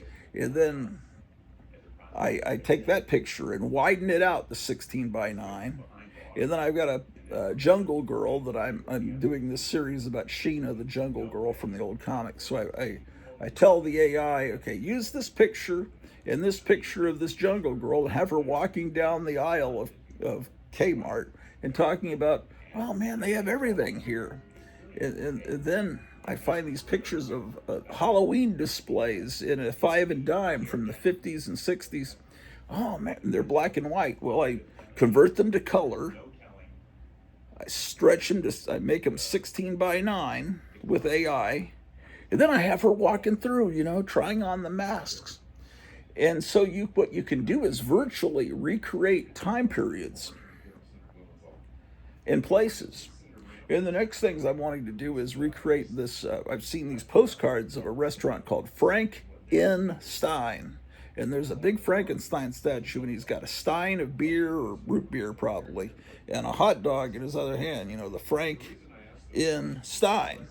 And then I found pictures of the people behind the counter in a Frankenstein restaurant. I don't know where that restaurant chain was, how many there were. But I can have a fight. I could have a UFO land in the parking lot of Frankenstein and have a big fight happen. The place could get all blown up. Or I could... used to be a wax museum at Niagara Falls, the Boris Karloff Wax Museum. Found pictures of that. Well, maybe I could have Sheena land her plane in front of the Boris Karloff Wax Museum. I could have her go into it. It's almost like imagine a video game that you can create the environments, and you can get photographs from your family album of a house you grew up in when you were a child, and then have these superheroes or monsters fight in that place. In fact, that's a good idea. I should do that. And I have old photographs of myself opening Zeroid robots and stuff from Christmas of 1970, 71. Why don't I take pictures with my phone and recreate a Christmas morning? There's so many things you can do with AI, and I don't like the idea of data centers, and I realize that it's a dangerous thing as these robot minds get smarter and more sentient.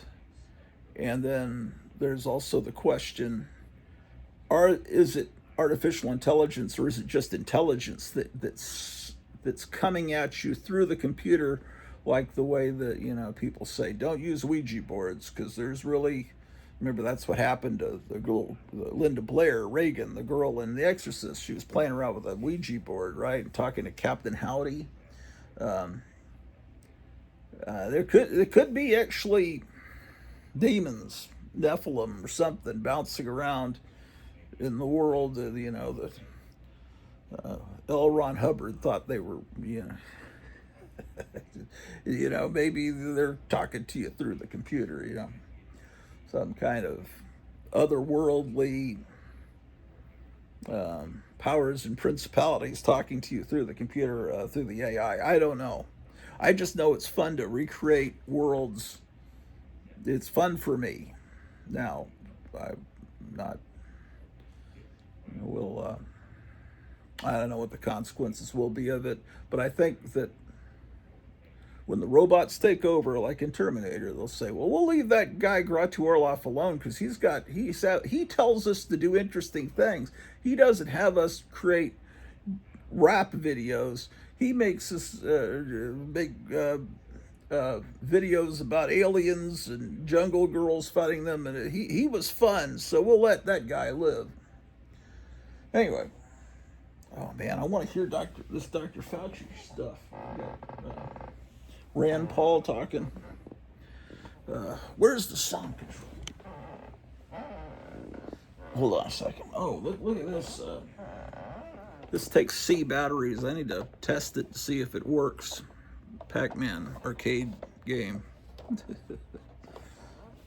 I remember that was state-of-the-art technology.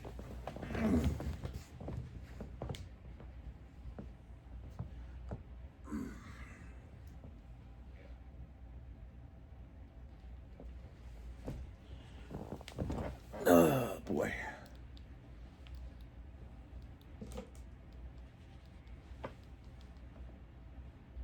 And the other guy they want to demonize is RFK Jr. And it's like, he's just insane. Clearly, he's just out of his mind. It can't possibly be.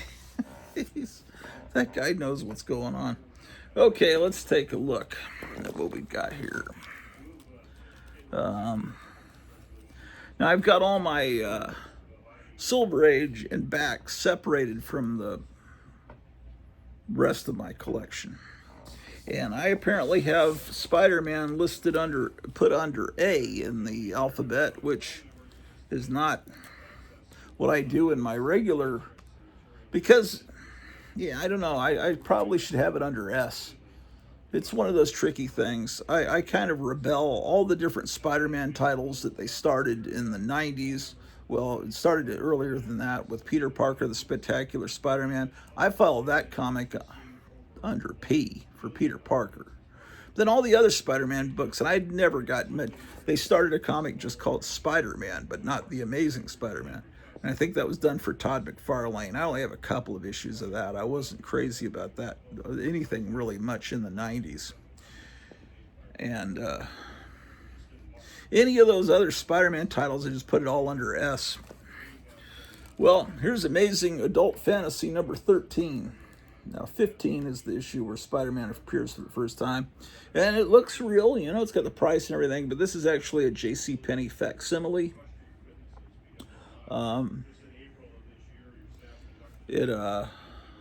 They made about 12 facsimiles, but it doesn't, all the ads in it are from the 90s. It's not, it has a cool looking cover. It looks great if you put it in a spinner rack.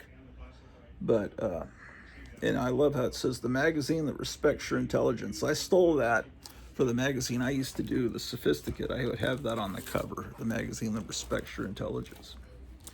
And here's my copy of The Amazing Spider-Man number 1. Second appearance of Spider-Man. Of course, you can see by the barcode, this is a facsimile. It's fake. Also, the fact that it doesn't say 12 cents, it says $3.99. The first issue of Fantastic Four was a 10-cent comic, but Spider-Man came along later, and so the first issue of his regular title, he's trying to join the Fantastic Four because they were already established, and so anyway, so that would have, the first issue would say 12 cents on it, because it was in late 62 that the price went up from 12 cents to 10 cents. Okay, now here, this is a real Spider-Man comic. This is not fake. This is actually from that time period. It's my oldest Spider-Man comic, issue 22. Now, why is it if I started collecting around 1969 as a 4-year-old, why don't I have more of the early issues of Spider-Man? Well, because when I started getting interested in Spider-Man comics, it was about 1974. Before then, I was buying just monster comics. And so I started buying The Amazing Spider-Man. Peter Parker, the Spectacular Spider-Man, didn't exist yet. And there was a comic called Marvel Tales that reprinted the old 60s stories. I picked that up, so I got 2 Spider-Man comics a month.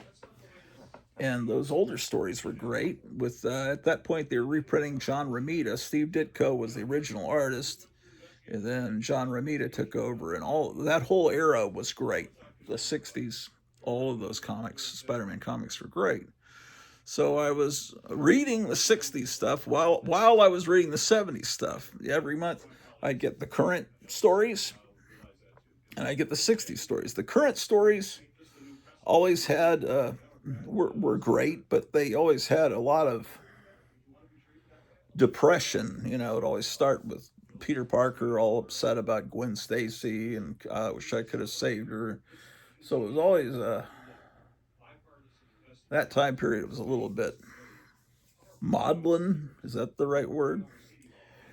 But the 60s stuff, it was, you know, he had problems, but it wasn't just always, oh man, just listening to someone mourning someone, but it was fine.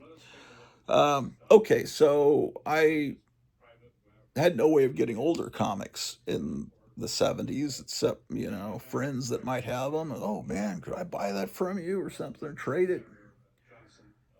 Until the summer of 1977, Lone Star Comics opened in my town, Arlington.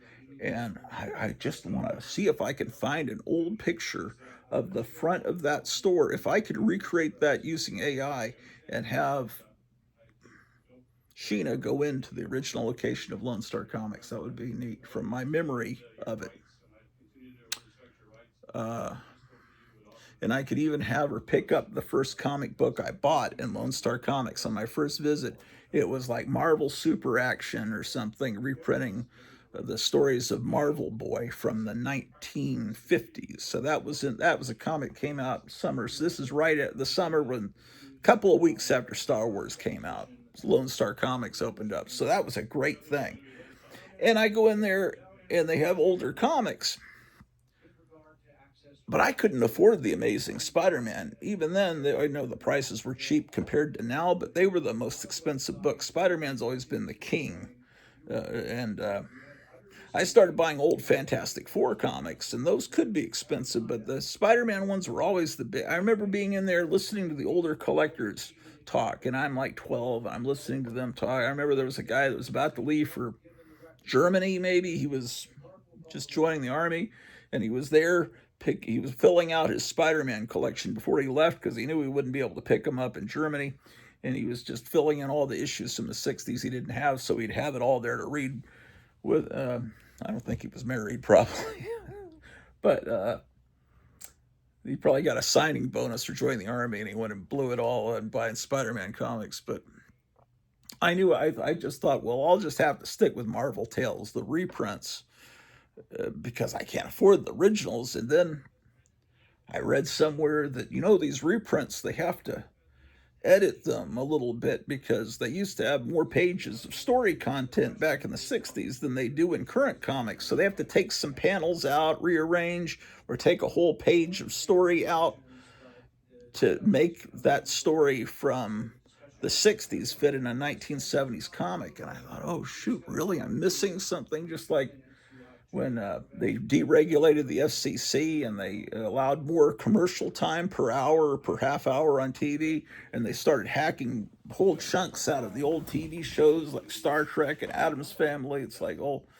this scene doesn't really matter. We'll take it out because we can put.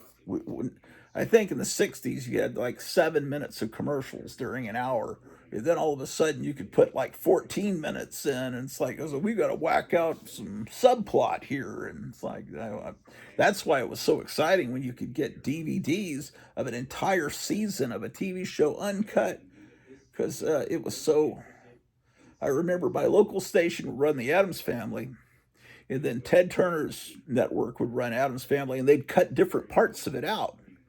And then what Ted Turner did was even more insidious. He would not just cut out scenes from the Addams Family, but he'd speed it up, hoping you wouldn't notice that it was time compressed, which means that they're talking a little bit faster all through the show like this, and that allows them to add precious seconds of and minutes of commercial time into that show.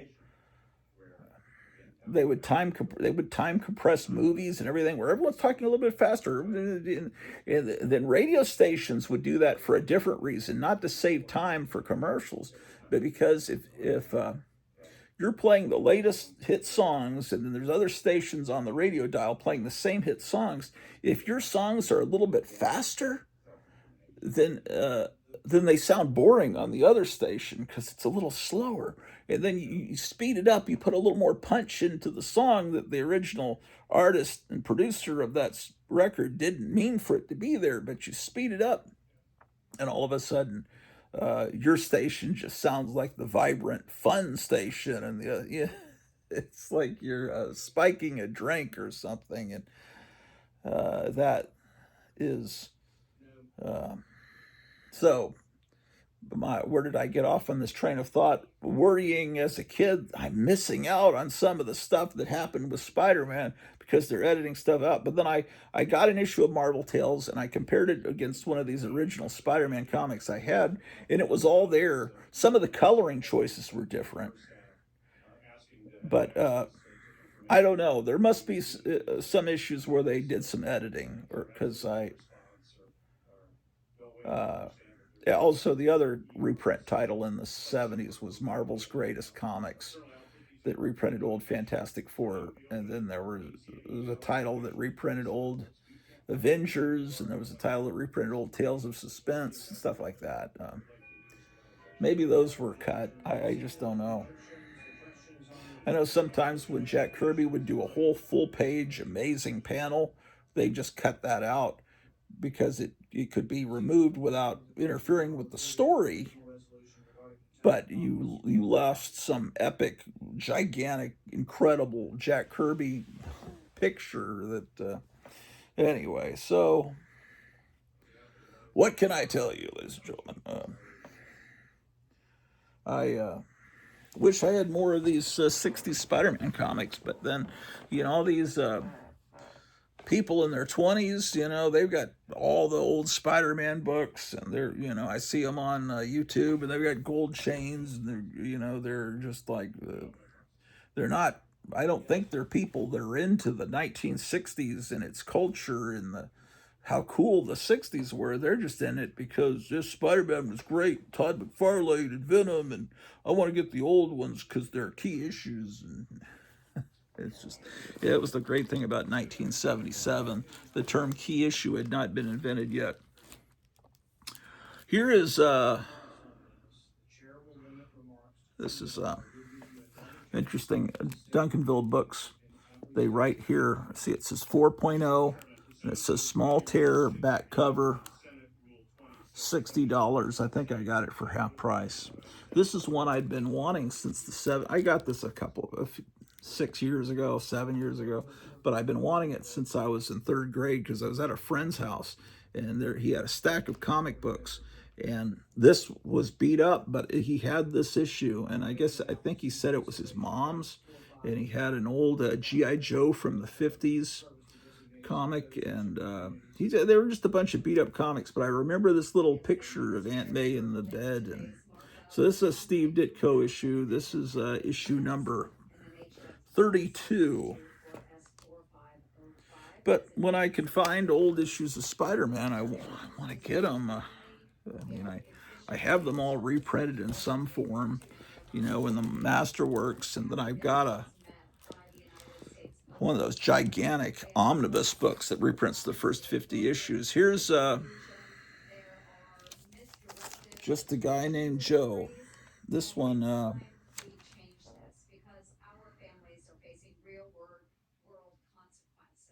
think I got this one from Captain Strangelove. There's no, yeah, pretty sure. You can see the influence of the 66 Batman TV show with this big sound effects. And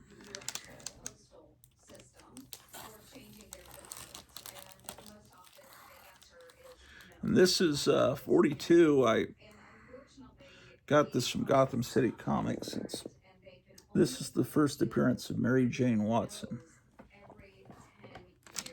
It's not in the best of condition, the spine and everything. He had an issue that was in mint condition of this. He had a copy that was in mint condition. And someone with a lot more money than me, I think they paid $500 for it or something. This is 48.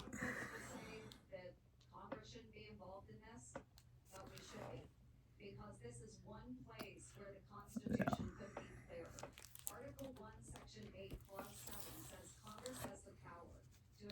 Um, 50.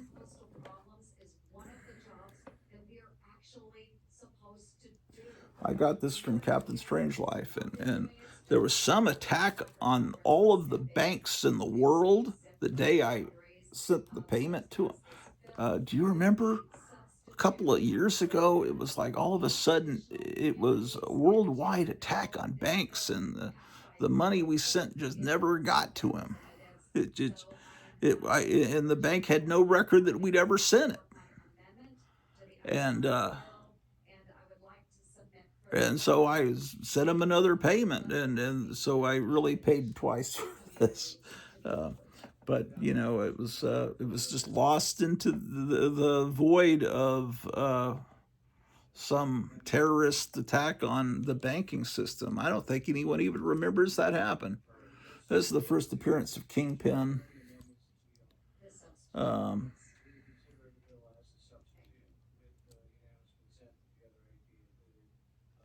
Anyway, it's got a subscription fold. Usually when you see that crease, it's a subscription fold, see in the center, but sometimes it's because a kid folded it to hide it in their notebook and take it to school. Anyway, 54.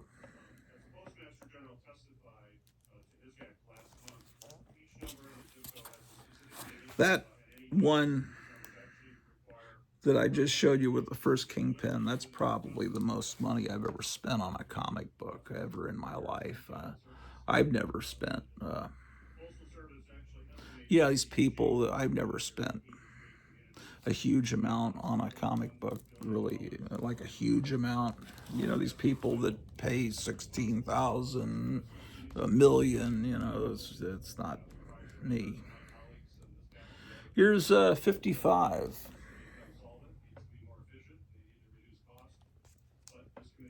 Look at that cool shading. Look at his teeth there.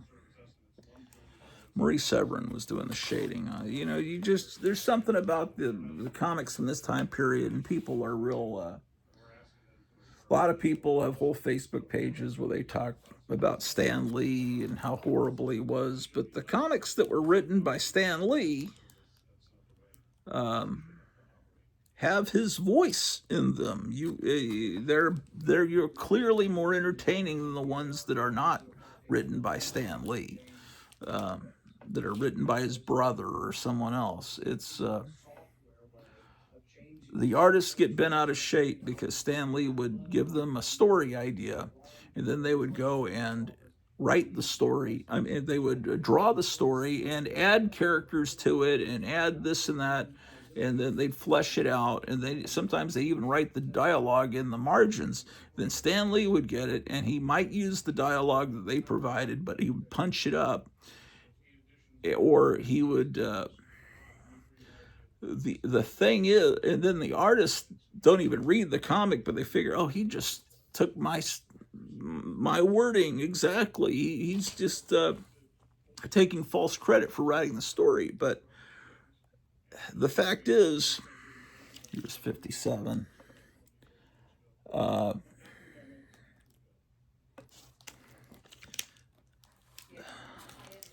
Those artists were incredible, Steve Ditko and Jack Kirby, and they had incredible ideas. But when they write and their dialogue is in the comic exactly as they wrote it, the books don't sell.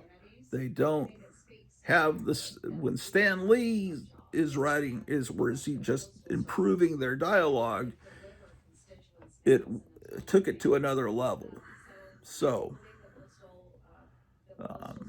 that's why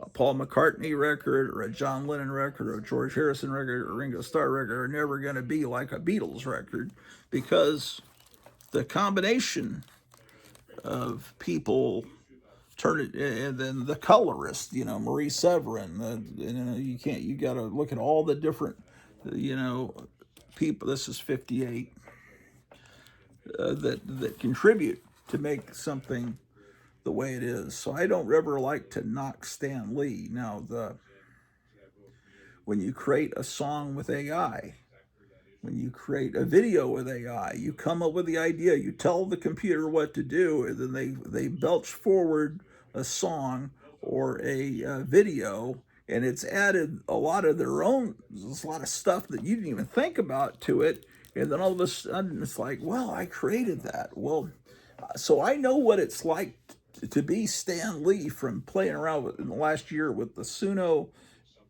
artificial music and these and Grok doing these videos.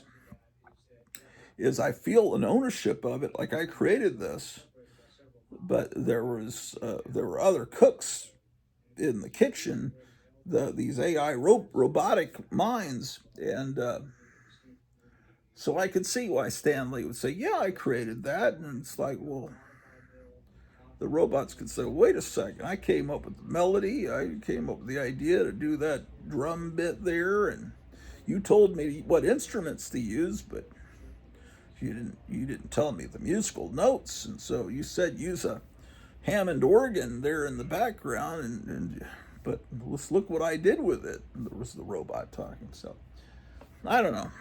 whatever.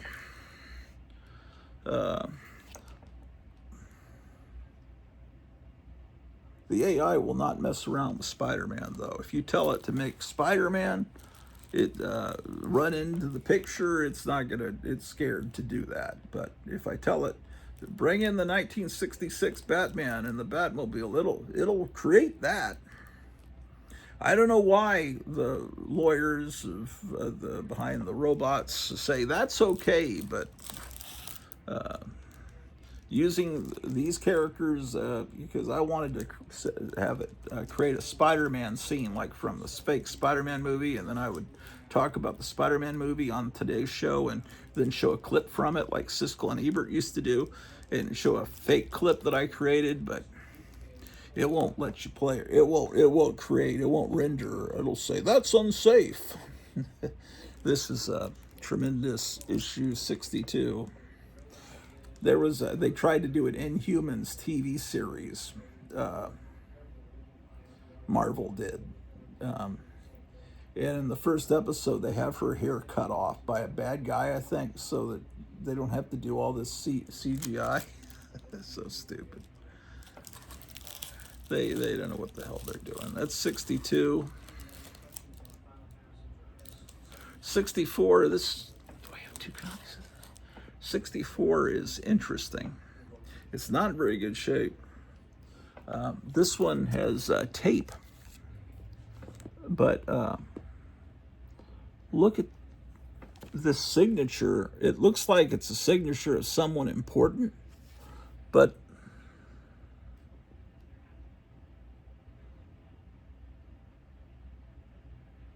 it isn't. It says Reuben, Mr. 103. And that is, it's not John Romita's signature, who's the artist. But it looks like a signature of someone famous. I wish I knew. It's probably just the owner of the comic, but it's someone that's practiced their signature looks like Bill Everett's signature, doesn't it? But it's not Bill Everett, and Bill Everett had nothing to do with this comic. That's 64. 65. I guess I have more of these than I realized. 66.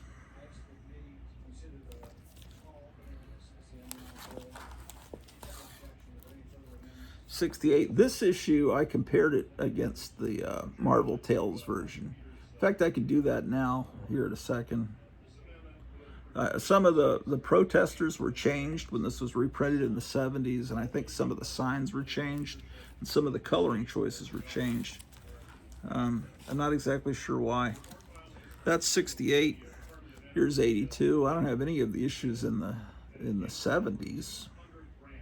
I don't mean the 1970s, in the 70s and the numbering of this comic. 82. Okay, so here's 86.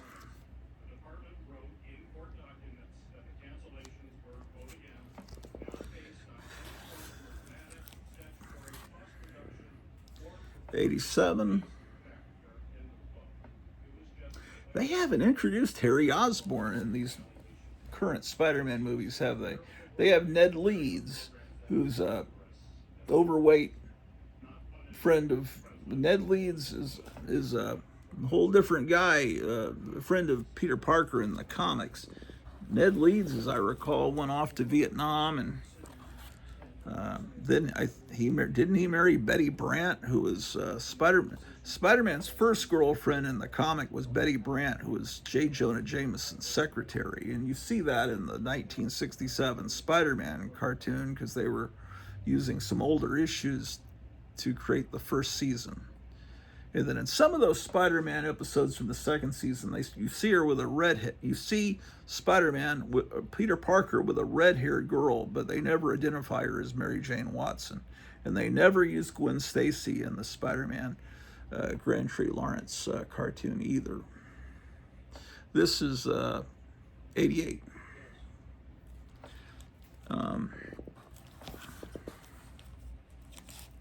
They were kind of behind the comic in the cartoon version. This is 94, so this would be called an origin issue, and where they retell the origin. This used to be, you know, they would mark that in the Overstreet Guide. They would say, this is an origin issue. They didn't use the term key issue, but an origin issue or the first appearance of a character, they would mark that. This issue 96 does not have a Comics Code Authority because it dealt with drug overdose, and Comics Code said absolutely no mention of drugs. And Stan Lee went ahead and had this put out anyway, and it sold fine. And the Comics Code Authority lost a lot of their credibility, and their people got a little bit less scared of them. And then they decided we need to rewrite our code and be a little bit more permissive. And so they did, and they allowed more horror and zombies and vampires and werewolves. And so then there was an explosion of horror that started in the very end of the 60s and all the beginning of the 1970s. Every comic was either a horror comic, or if it was a superhero comic, it had a horror looking cover. They're about to do a facsimile of this. I think it's going to come out next week or the week after, sometime soon, in the next couple of weeks. There'll be a fake version of this. I'll get the facsimile as well as having the original, because that's just what I do. I love facsimiles. Okay, so that's 100. And this is a facsimile from the 90s when comics were $1.75 of the issue where Morbius first appears. Morbius had I guess, a somewhat good selling comic in the 90s that was, to me, a hideous looking comic. But I liked Morbius in the 70s. And that's it as far as Silver Age. I consider the Silver Age to end when comics went to 20 cents. This is an annual. It's a facsimile, barcode, and the Marvel logo, and the fact that it's priced at $8 instead of a quarter are all signs that this isn't real. So there's no danger that you're going to buy that thinking it's a comic from the 60s unless you're not too bright or you don't know much about comics. This is issue. This is the annual number 3. This is real. Notice it's 25 cents, which was the price of a couple of comic books. And then here is annual number 5, but this is one of the J.C. Penney fake ones. You see, the ad on the back would not be a 90s looking Stridex. Totally awesome. Get rid of your acne ad. Anyway, and it says 25 cents because they had all the original prices, because they weren't sold individually. They're sold in a big bundle. I think through their catalog, or I don't know how you got them. Here's a real copy of annual number 6.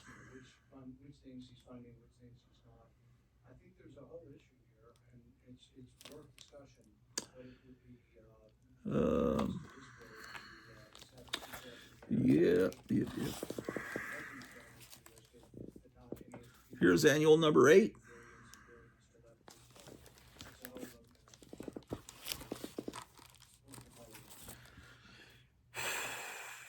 This is not. I have this in my Silver Age box, even though this is a comic that came out in 1981. But it reprints a story from the Silver Age. It's from a Mexican Spider-Man comic.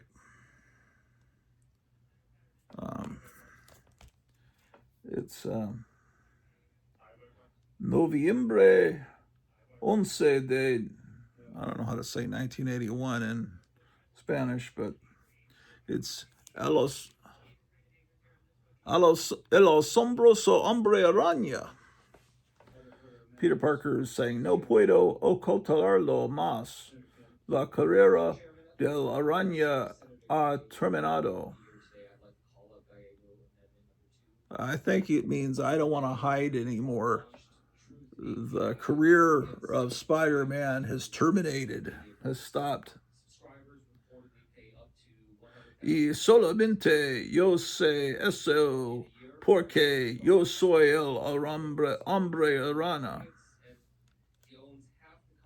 So, he's saying, I am Spider-Man. Let's find the original issue. I think we just looked at it and see what it says on. We saw that. I think I have this issue. We saw this cover, didn't we? It made me realize that Harry Osborn's not in these current movies. Come on, man.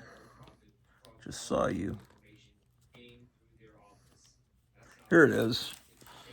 It's 87, and this is 81. So they're pretty much on track reprinting them. But when it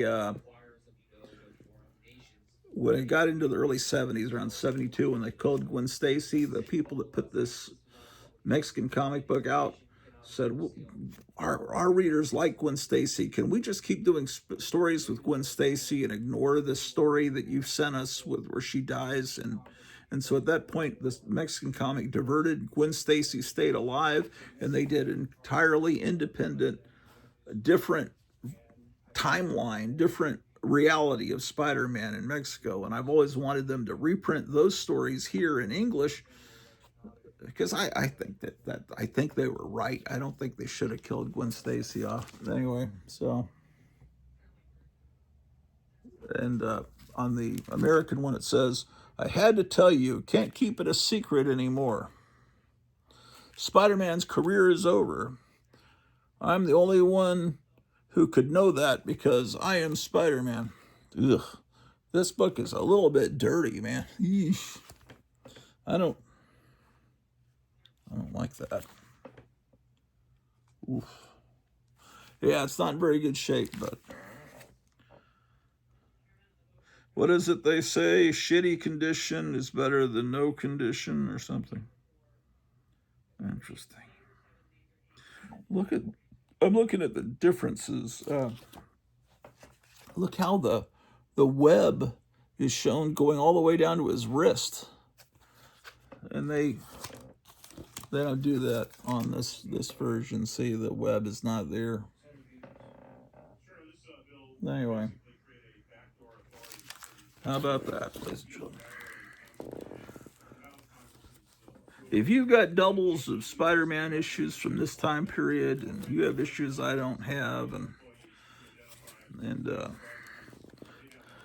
if you're not wanting an astronomical amount for them, think of me. Okay, so, here's one. Shit. This is a reprint of issue 100, and here it's issue 94. They don't have a very good reproduction of the faces on the black background. And it's a very thin, flimsy book, but here's the back cover. Special pin-up you can put on your wall. It is in color.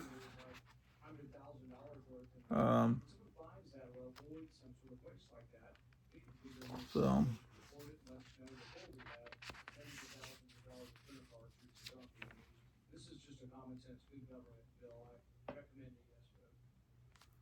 at this point, Gil Kane is drawing.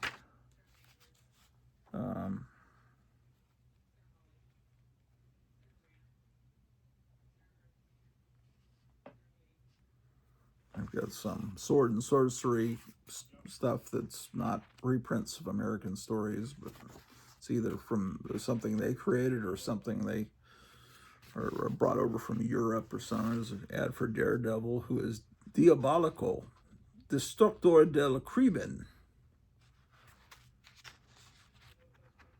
I guess that means devil, destroyer of crime.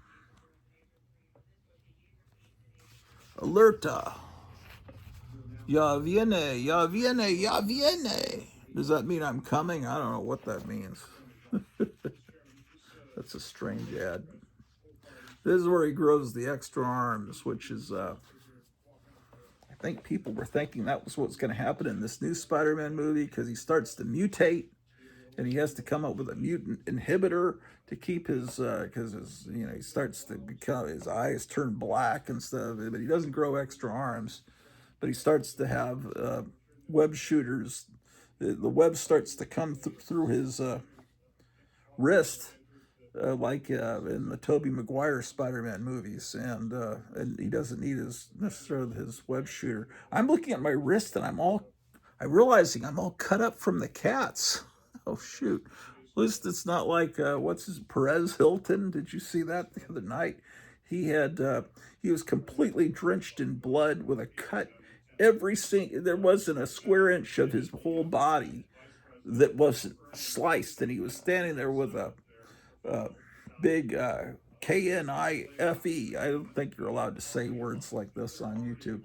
And he was just going, he was on a live TikTok stream, and there were people popping on the little square Zoom looking squares saying, "Don't do it." And he says, why don't I just die? I want the police to come and he was every inch. The police did come and they got him to the hospital, but he's going to have scars all over his entire body, his entire life. He was just going in,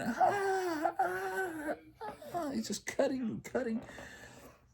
That was horrible. I just stumbled on it on Facebook, and then it was while he was still doing it that I stumbled on it, and then we turned on YouTube, and there were live streams of the police showing up to get him out of there. He was some celebrity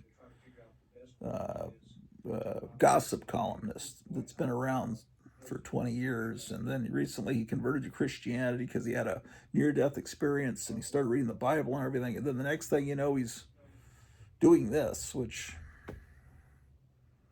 makes you wonder whether he was mind-controlled or what happened. Still wondering about David Wilcock, who was on a show saying, you should never do this one thing. And then the next day he did that one thing, supposedly. But have we ever seen any proof? Have we ever seen any police body cams that showed him out ranting and raving in front of his house? I've never seen anything. And then it's just memory hole. You never even mentioned David Wilcock again. Every Sunday afternoon I think, well, David Wilcock something. No, he's not going to be on today because he's no longer with us. It's sad. A lot of weird stuff going on in the world. Okay. So that's my collection of El Hombre Araña, but I wish I had some of those 70s ones with where Gwen Stacy stays alive, because I always liked her. I like Mary Jane Watson. I don't know. I mean, I guess Spider-Man should be with Mary Jane, but I guess maybe you can't continue on a Betty and Veronica thing in a comic book forever. But that's kind of what had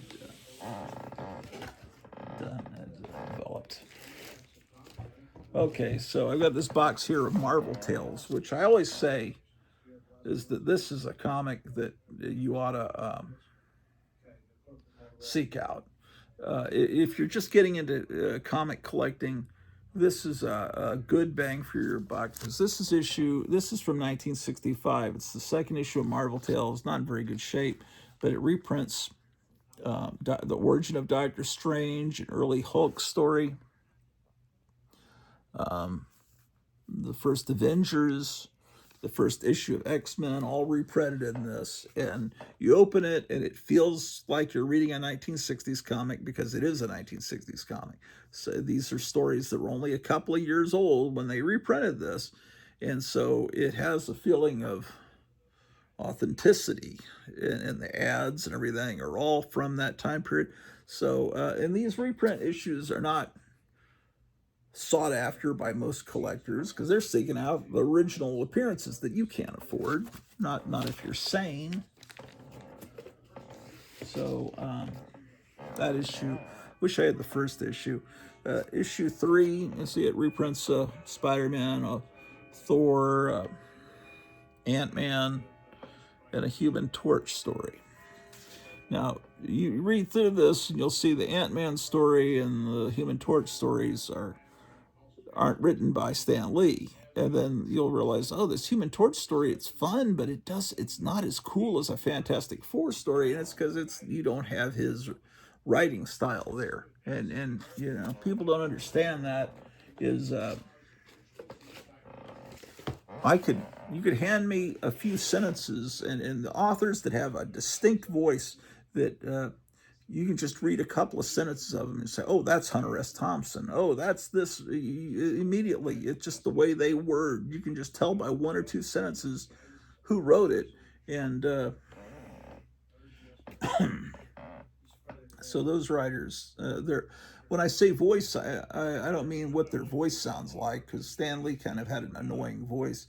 I hated it when they would have him narrate the cartoons, because he just doesn't sound. He didn't sound that great. But his voice means when an author is able to get their personality down on paper. That's what I mean. Issue 4.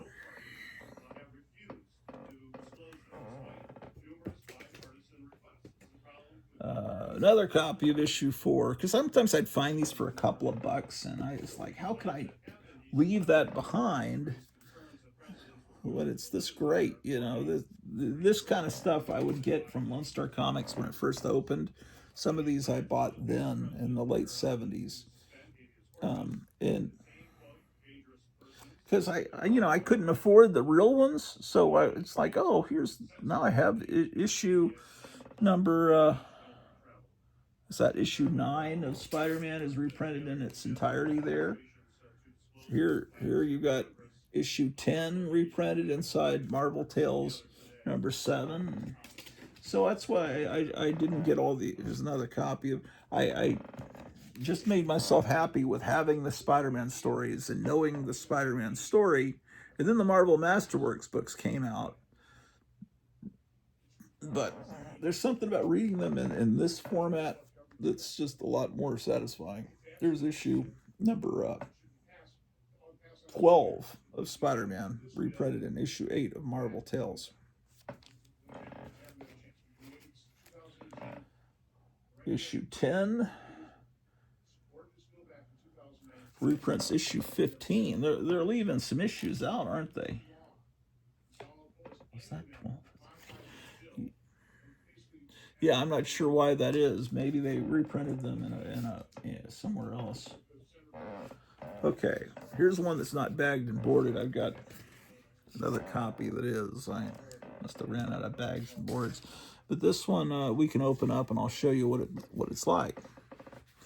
Let's put you back behind me, and you can see what I'm doing.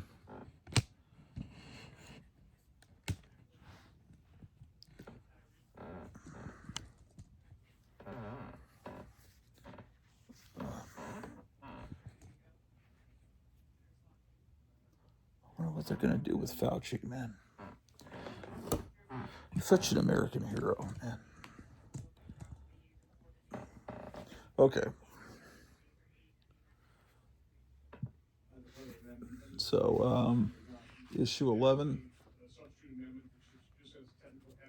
You open it up, and you have, tells you, originally presented in Spider-Man 16, September 1964.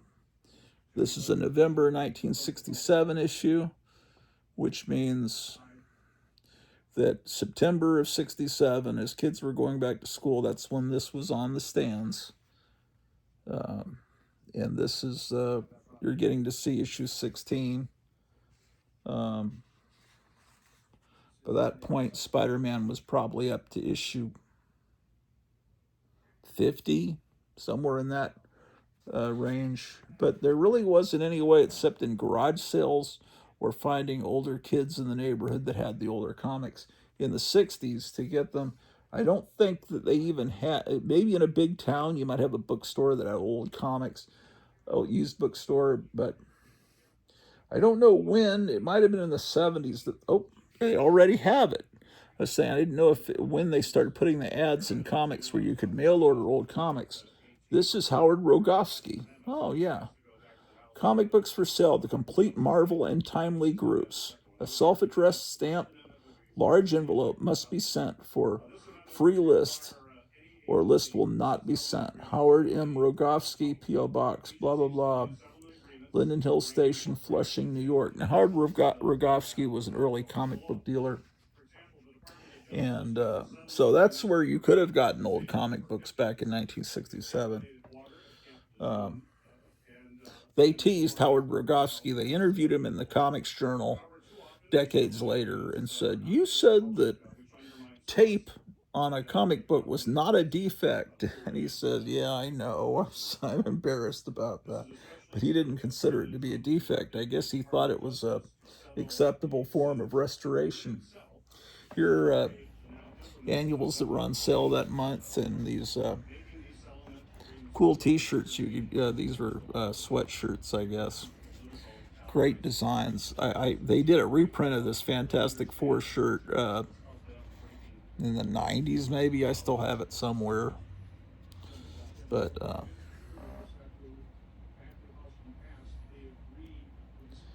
let's see.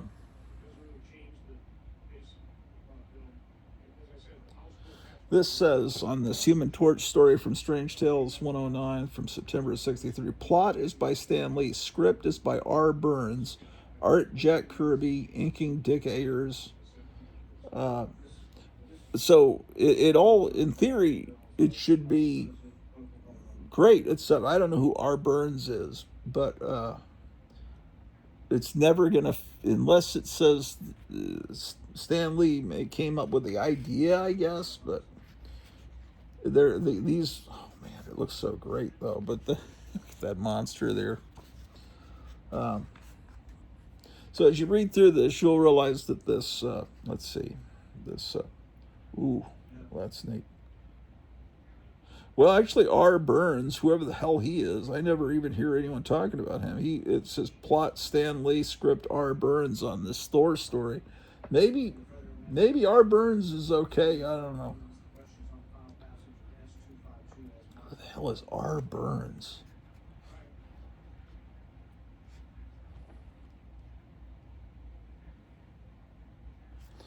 But you'll just see it. Those stories will read differently than the ones that say written by Stan Lee, illustrated by Steve Ditko.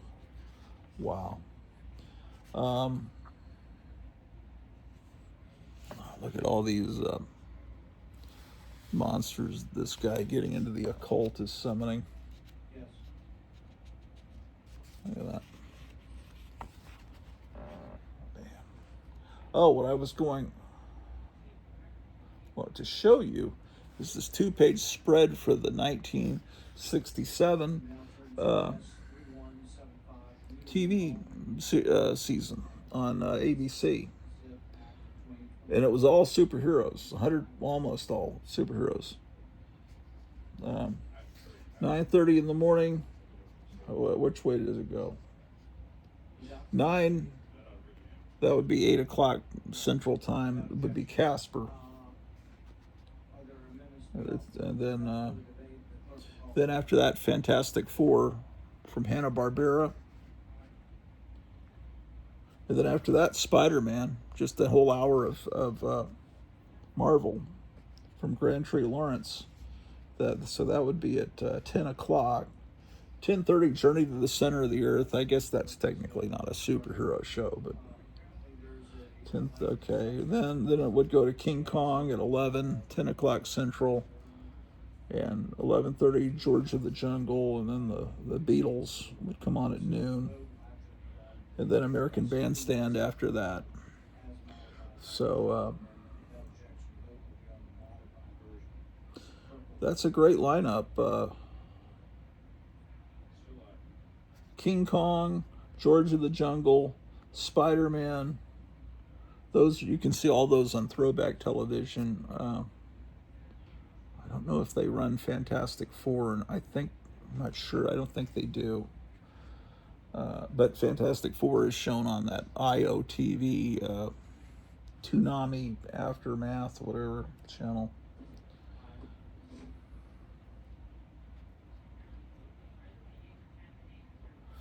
Yeah. Bit, bit, bit. Marvel Tales. That's issue 11.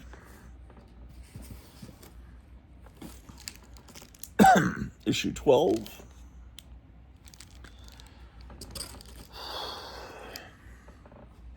'13. Steve Ditko did not like that Marvel, the anti-heroes, the Punisher, Wolverine, guys that weren't 100% good. His philosophy, the Ayn Rand objectivist philosophy, doesn't like shades of gray. It's you're either bad or you're good. And here's 13. That's that Marvel Boy character that was, they had a whole Marvel action or Marvel super action comic in the summer of '77 reprinting his stories. They later changed his name to something else, Quasar, or I don't know what. It didn't, something that didn't matter to me. Here's issue 14.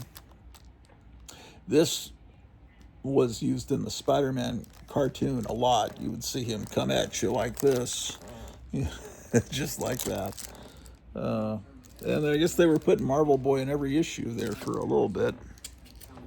So I'd be getting these old Marvel Tales at Lone Star Comics, and then they had a new comic reprinting Marvel Tales, Marvel Boy rather. Yeah, I've got a bunch of copies of that issue. I like to get the Spider-Man that had this image on the cover, the Amazing Spider-Man. But here's 15. Another copy of 15. There's going to be a lot of duplication here. 16. Another 16, a 17. This reprints that first Amazing Spider-Man, the oldest Spider-Man comic I have. There's 18, 19. On some of these, they reprint the cover from the original comic. 20. And then after a while, as the 70s came along, they would reprint the old story but draw a new version of the cover. There's 21, 22, 23, 27, 30. There's 30, 31 here. This one's reprinting that first appearance of Mary Jane. Another copy. 32. So while the Spider-Man comics were actually somewhat affordable, I was just happy with having these reprints, and that's what probably caused my collection to be as shitty as it is. Here's 33. I mean, not, this Alan that runs AFTA Comics, a fantastic YouTube comics channel, probably one of the best. He's a radio announcer, and he sounds a lot like Adam West. It sounds like Batman has a comic book channel, because you just hear his voice, you don't see him. And he shows his collection, and it's wonderful. He says, I guess he's probably 7, 8, maybe 10 years older than me. I don't know. But I remember he said once, if you have been collecting as long, you really should own every single Marvel comic from the Silver Age and Bronze Age. And I thought, well, gee, he kind of shames you. And I realized, man, why don't I have all the Marvel and DC? And I realized it's because I collect movie posters and records, and all these toys and stuff. And I was omnivorous in my collecting, if that's the right word. I had a lot of things I was interested in, and not just comics. And so that may be why my collection is very inferior to a lot of you that have your channels out there, man. Here's, okay, then we get into the Bronze Age here. Because as long as it's a quarter, let me show you some.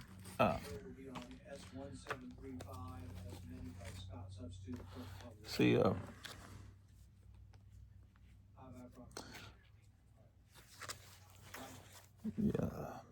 DC.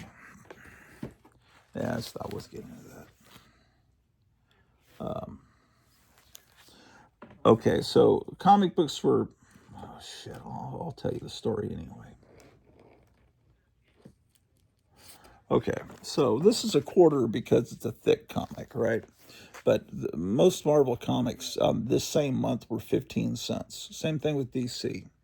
They decided we need to raise our price, but we raised it a little bit. We're not gonna. It's still not gonna really help us that much. We need to raise.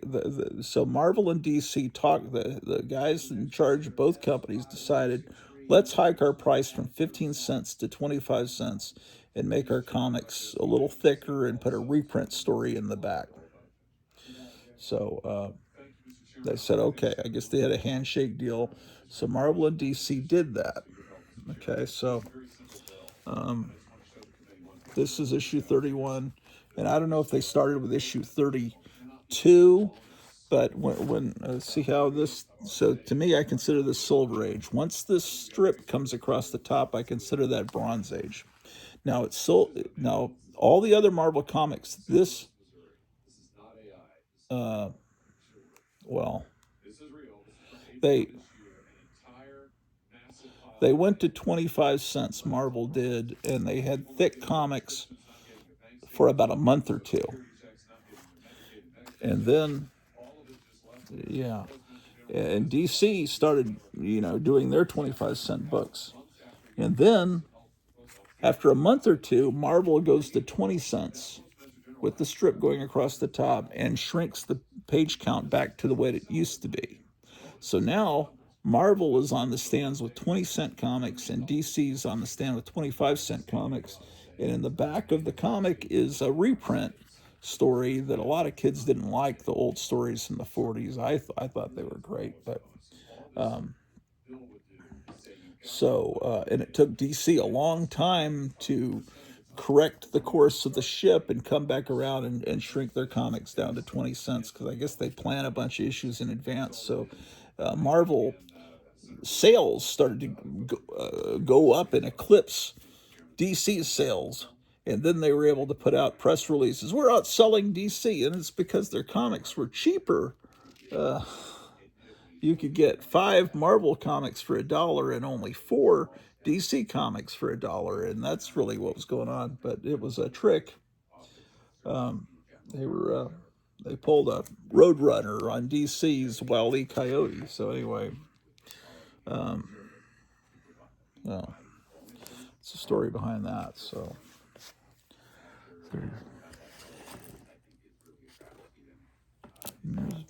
At this point, these are not the original covers. They had the new covers designed for these reprints around this time. But okay, now we're moving into some that are not bagged and boarded. Here's issue 38 of Marvel Tales, and this reprints. Usually they tell you what issue it reprints. This is an October 72 issue. It should have the original year, though. It reprints a 65 issue. After a while, they would have a little thing here that would say originally printed in Spider-Man, whatever number.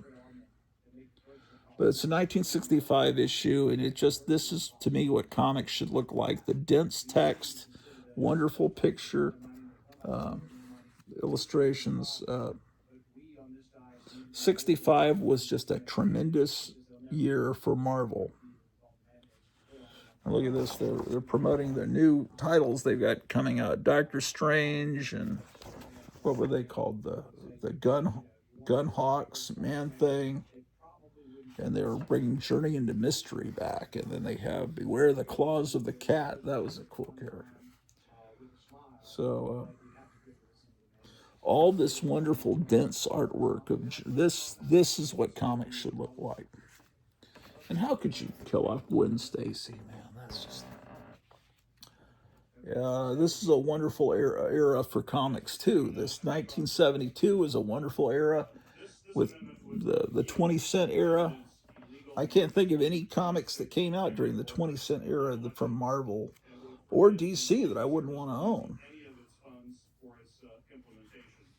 And to me, this is the period around 1965. In spirit, that is the quintessential Spider-Man. When they do these movies, like what came out last week, to me, that is the ultimate in as far as Spider-Man-ness. And it's like if you can recapture this feeling from 1965 on the screen, then you've got a good movie. And I think this new movie did that. Oh, Gwen Stacy, man. But I'm a snob as far as time periods go. I like the 60s stuff, and I have less than zero interest in, these are out of order, in those 90s comics. Todd McFarlane's version of Spider-Man. There's the next issue, 39. I like everything about these early 70s books. They have these little ads for the cat. Oh, and here they show you the original cover for this issue. This is the newly designed cover.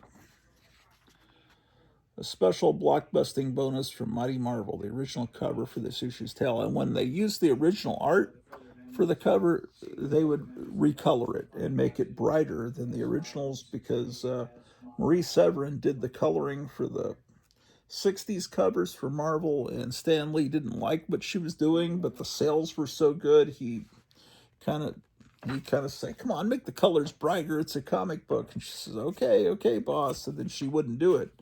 She just wouldn't listen. Like during Trump's first administration, Trump would tell people what to do, and then they wouldn't do it. They would just pretend they never heard him and just gaslight him.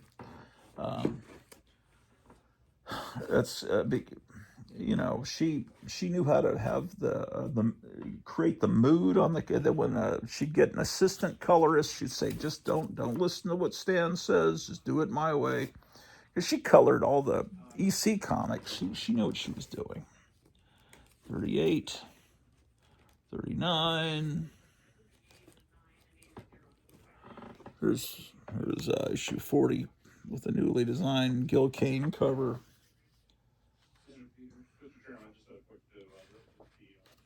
Yeah. Ooh, this one's in really nice shape. It's like a brand new comic.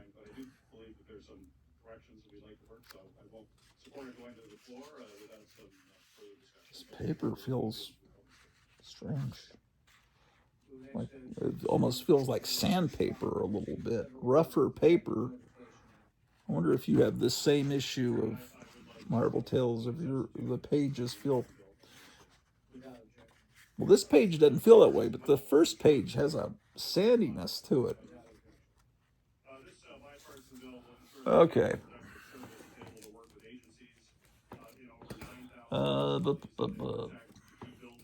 41.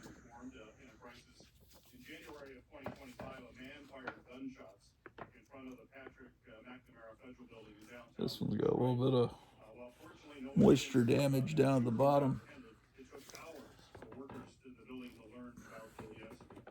This bill requires the FPS director to develop and implement guidance for emergency communication. 42. That reprints one of the ones I have already. Here's 43. These are super cheap. They used to be, it's like, I don't, almost in dollar bins. You get them for a couple dollars each.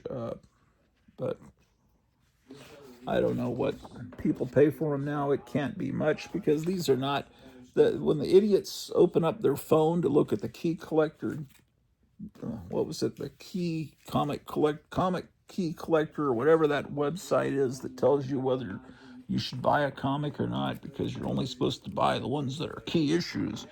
And they're not going to list these because they're reprints. They're basically worthless in the eyes of collectors, but you get to read these stories, and then Wonderful ad for cream with John Lennon, a monster ghost. It's like everything that's wonderful in life is in the advertisements.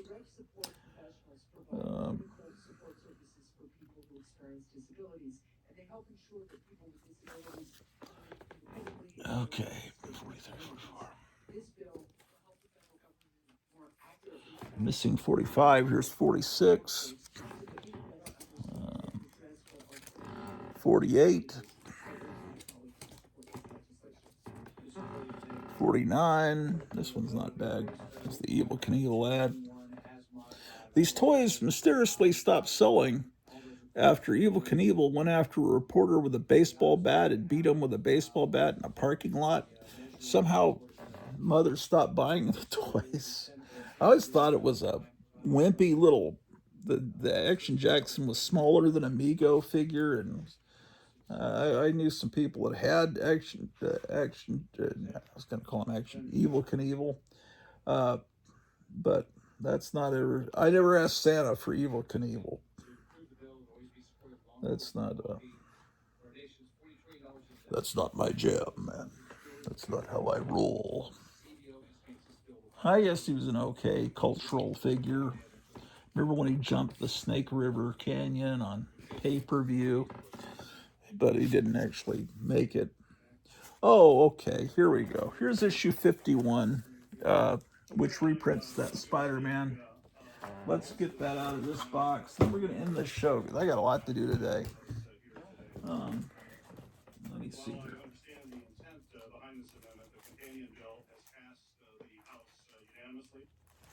Okay, so original Crisis on Campus. Let's look here. The coloring is obviously different. They made her into a, well, she was kind of a reddish hair. She's blonde here. They brighten the color up, which is what I was saying, that Stan Lee wanted brighter color. You can immediately see the color is bright. He looks almost more. Let's get better lighting. Put you on this side. See how dark her. Now, what your opinion is this is what more the way Stan Lee wanted it originally. Now, this person was given beads, didn't have them originally. What else has changed?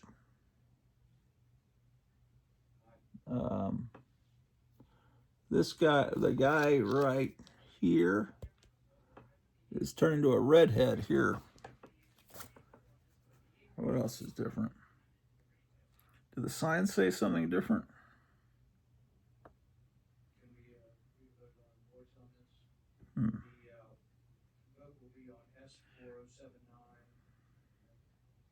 Okay, well let's take a look.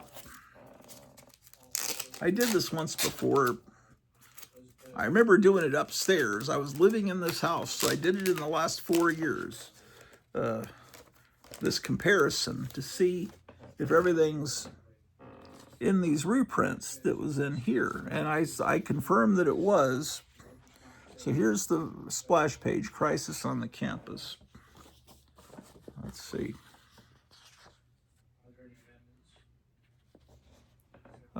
Hold on. Let me just flip through and see if what's different.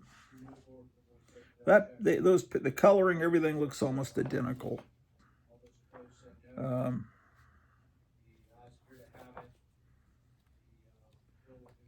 don't know what. I'm just kind of wasting your time, all right.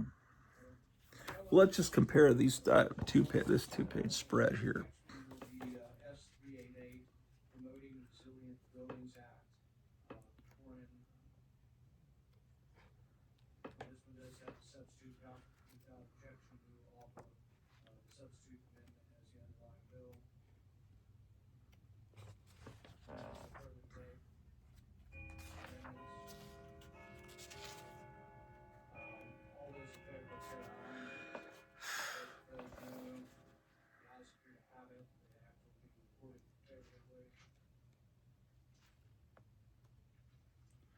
Okay, what's confusing is that they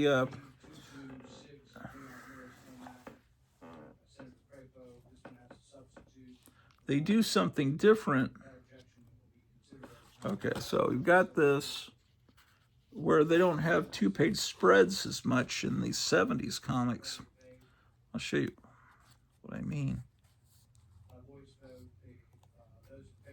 Okay, hold on. Hold on, let me pause. Okay, the original 60s book would have a spread where you have an ad and then this page, and then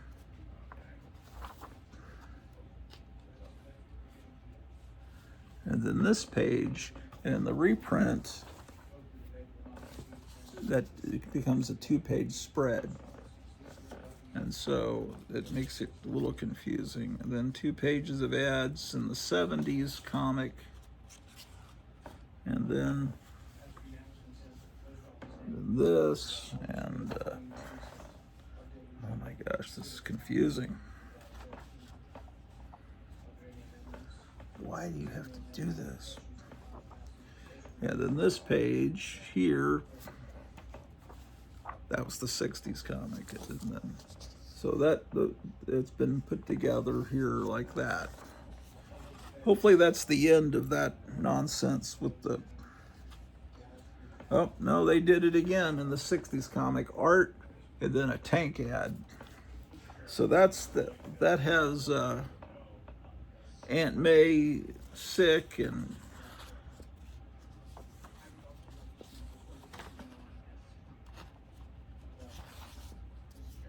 oh wait, oh, okay, hold on. Okay, everything's there. There's the page with Aunt May, and at the top there, that was next to the tank ad in the original issue. And it looks like the coloring's pretty consistent. In fact, it looks identical between the two editions. So in the 60s comic now, you've got this 2-page spread, and it looks like, okay, now they're back consistent with the same 2-page spread in the reprint.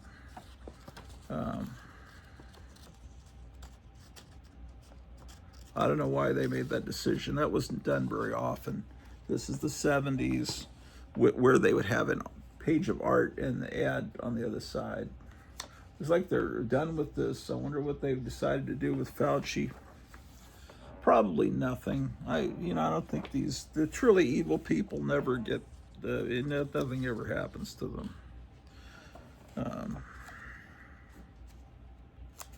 Seems like. I like this ad for giant-sized chillers. I bought that. I still have it. That's where Lilith, Dracula's daughter, appears for the first time. Okay.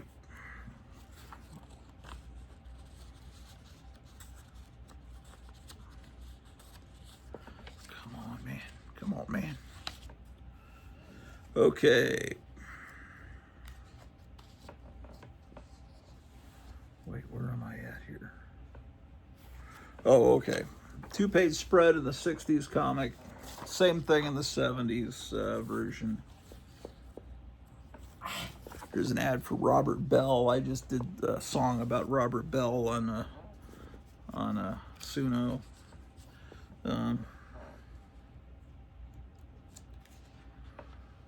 Okay, now they're back in the 60s to the page of art and ads.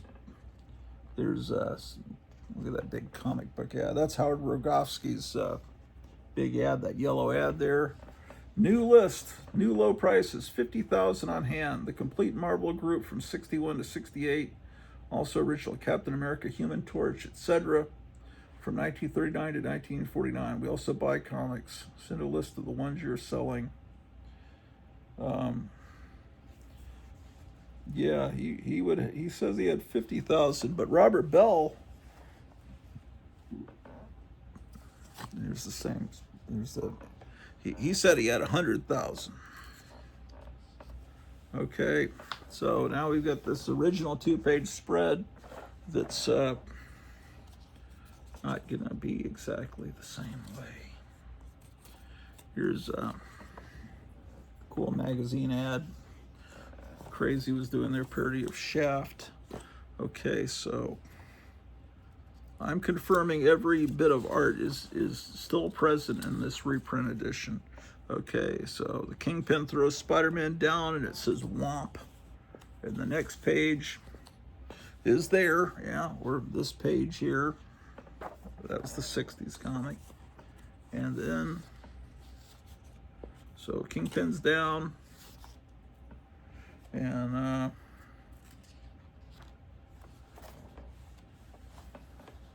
then my old magazine I used to do, say the Darling Pet Monkey.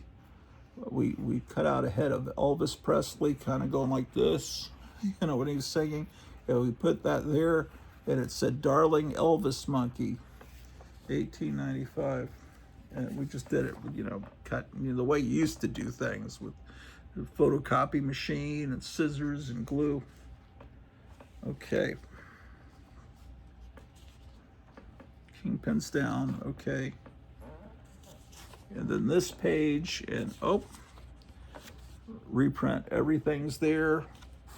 Everything's there in the original, obviously. Like the bullpen page in the 60s when they'd have all the different colors. Okay, well, I would say that it's all there. Incredible.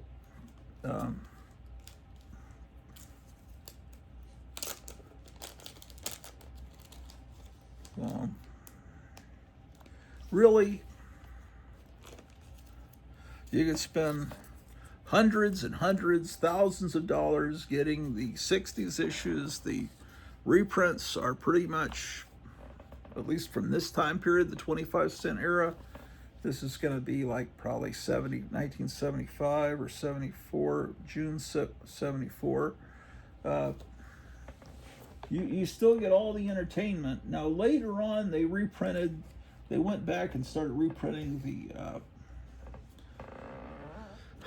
the earliest Steve Ditko issues again in Marvel Tales. They started over again, and at a certain point they were doing this stuff where they would update pop culture references. Like if Aunt May was saying, I was just watching Beverly Hillbillies, they would change it to, I was just watching The Dukes of Hazzard. They would just change words there so that it's not like the Marvel Tales is, because the stories of Peter Parker when he was a teenager should not seem like they happened decades and decades ago, because Spider-Man's still young, so they try to update it, and now those comics are dated with a reference to Dukes of Hazzard. So that's the way it is. I need to put this show to bed because I got a lot to do, but I'll be back tonight with some amazingness, so stay tuned. Take care. I'm Sheena, Queen of the Jungle. I have a new TV series directed by the famous Grottu Orloff. I hope you like it!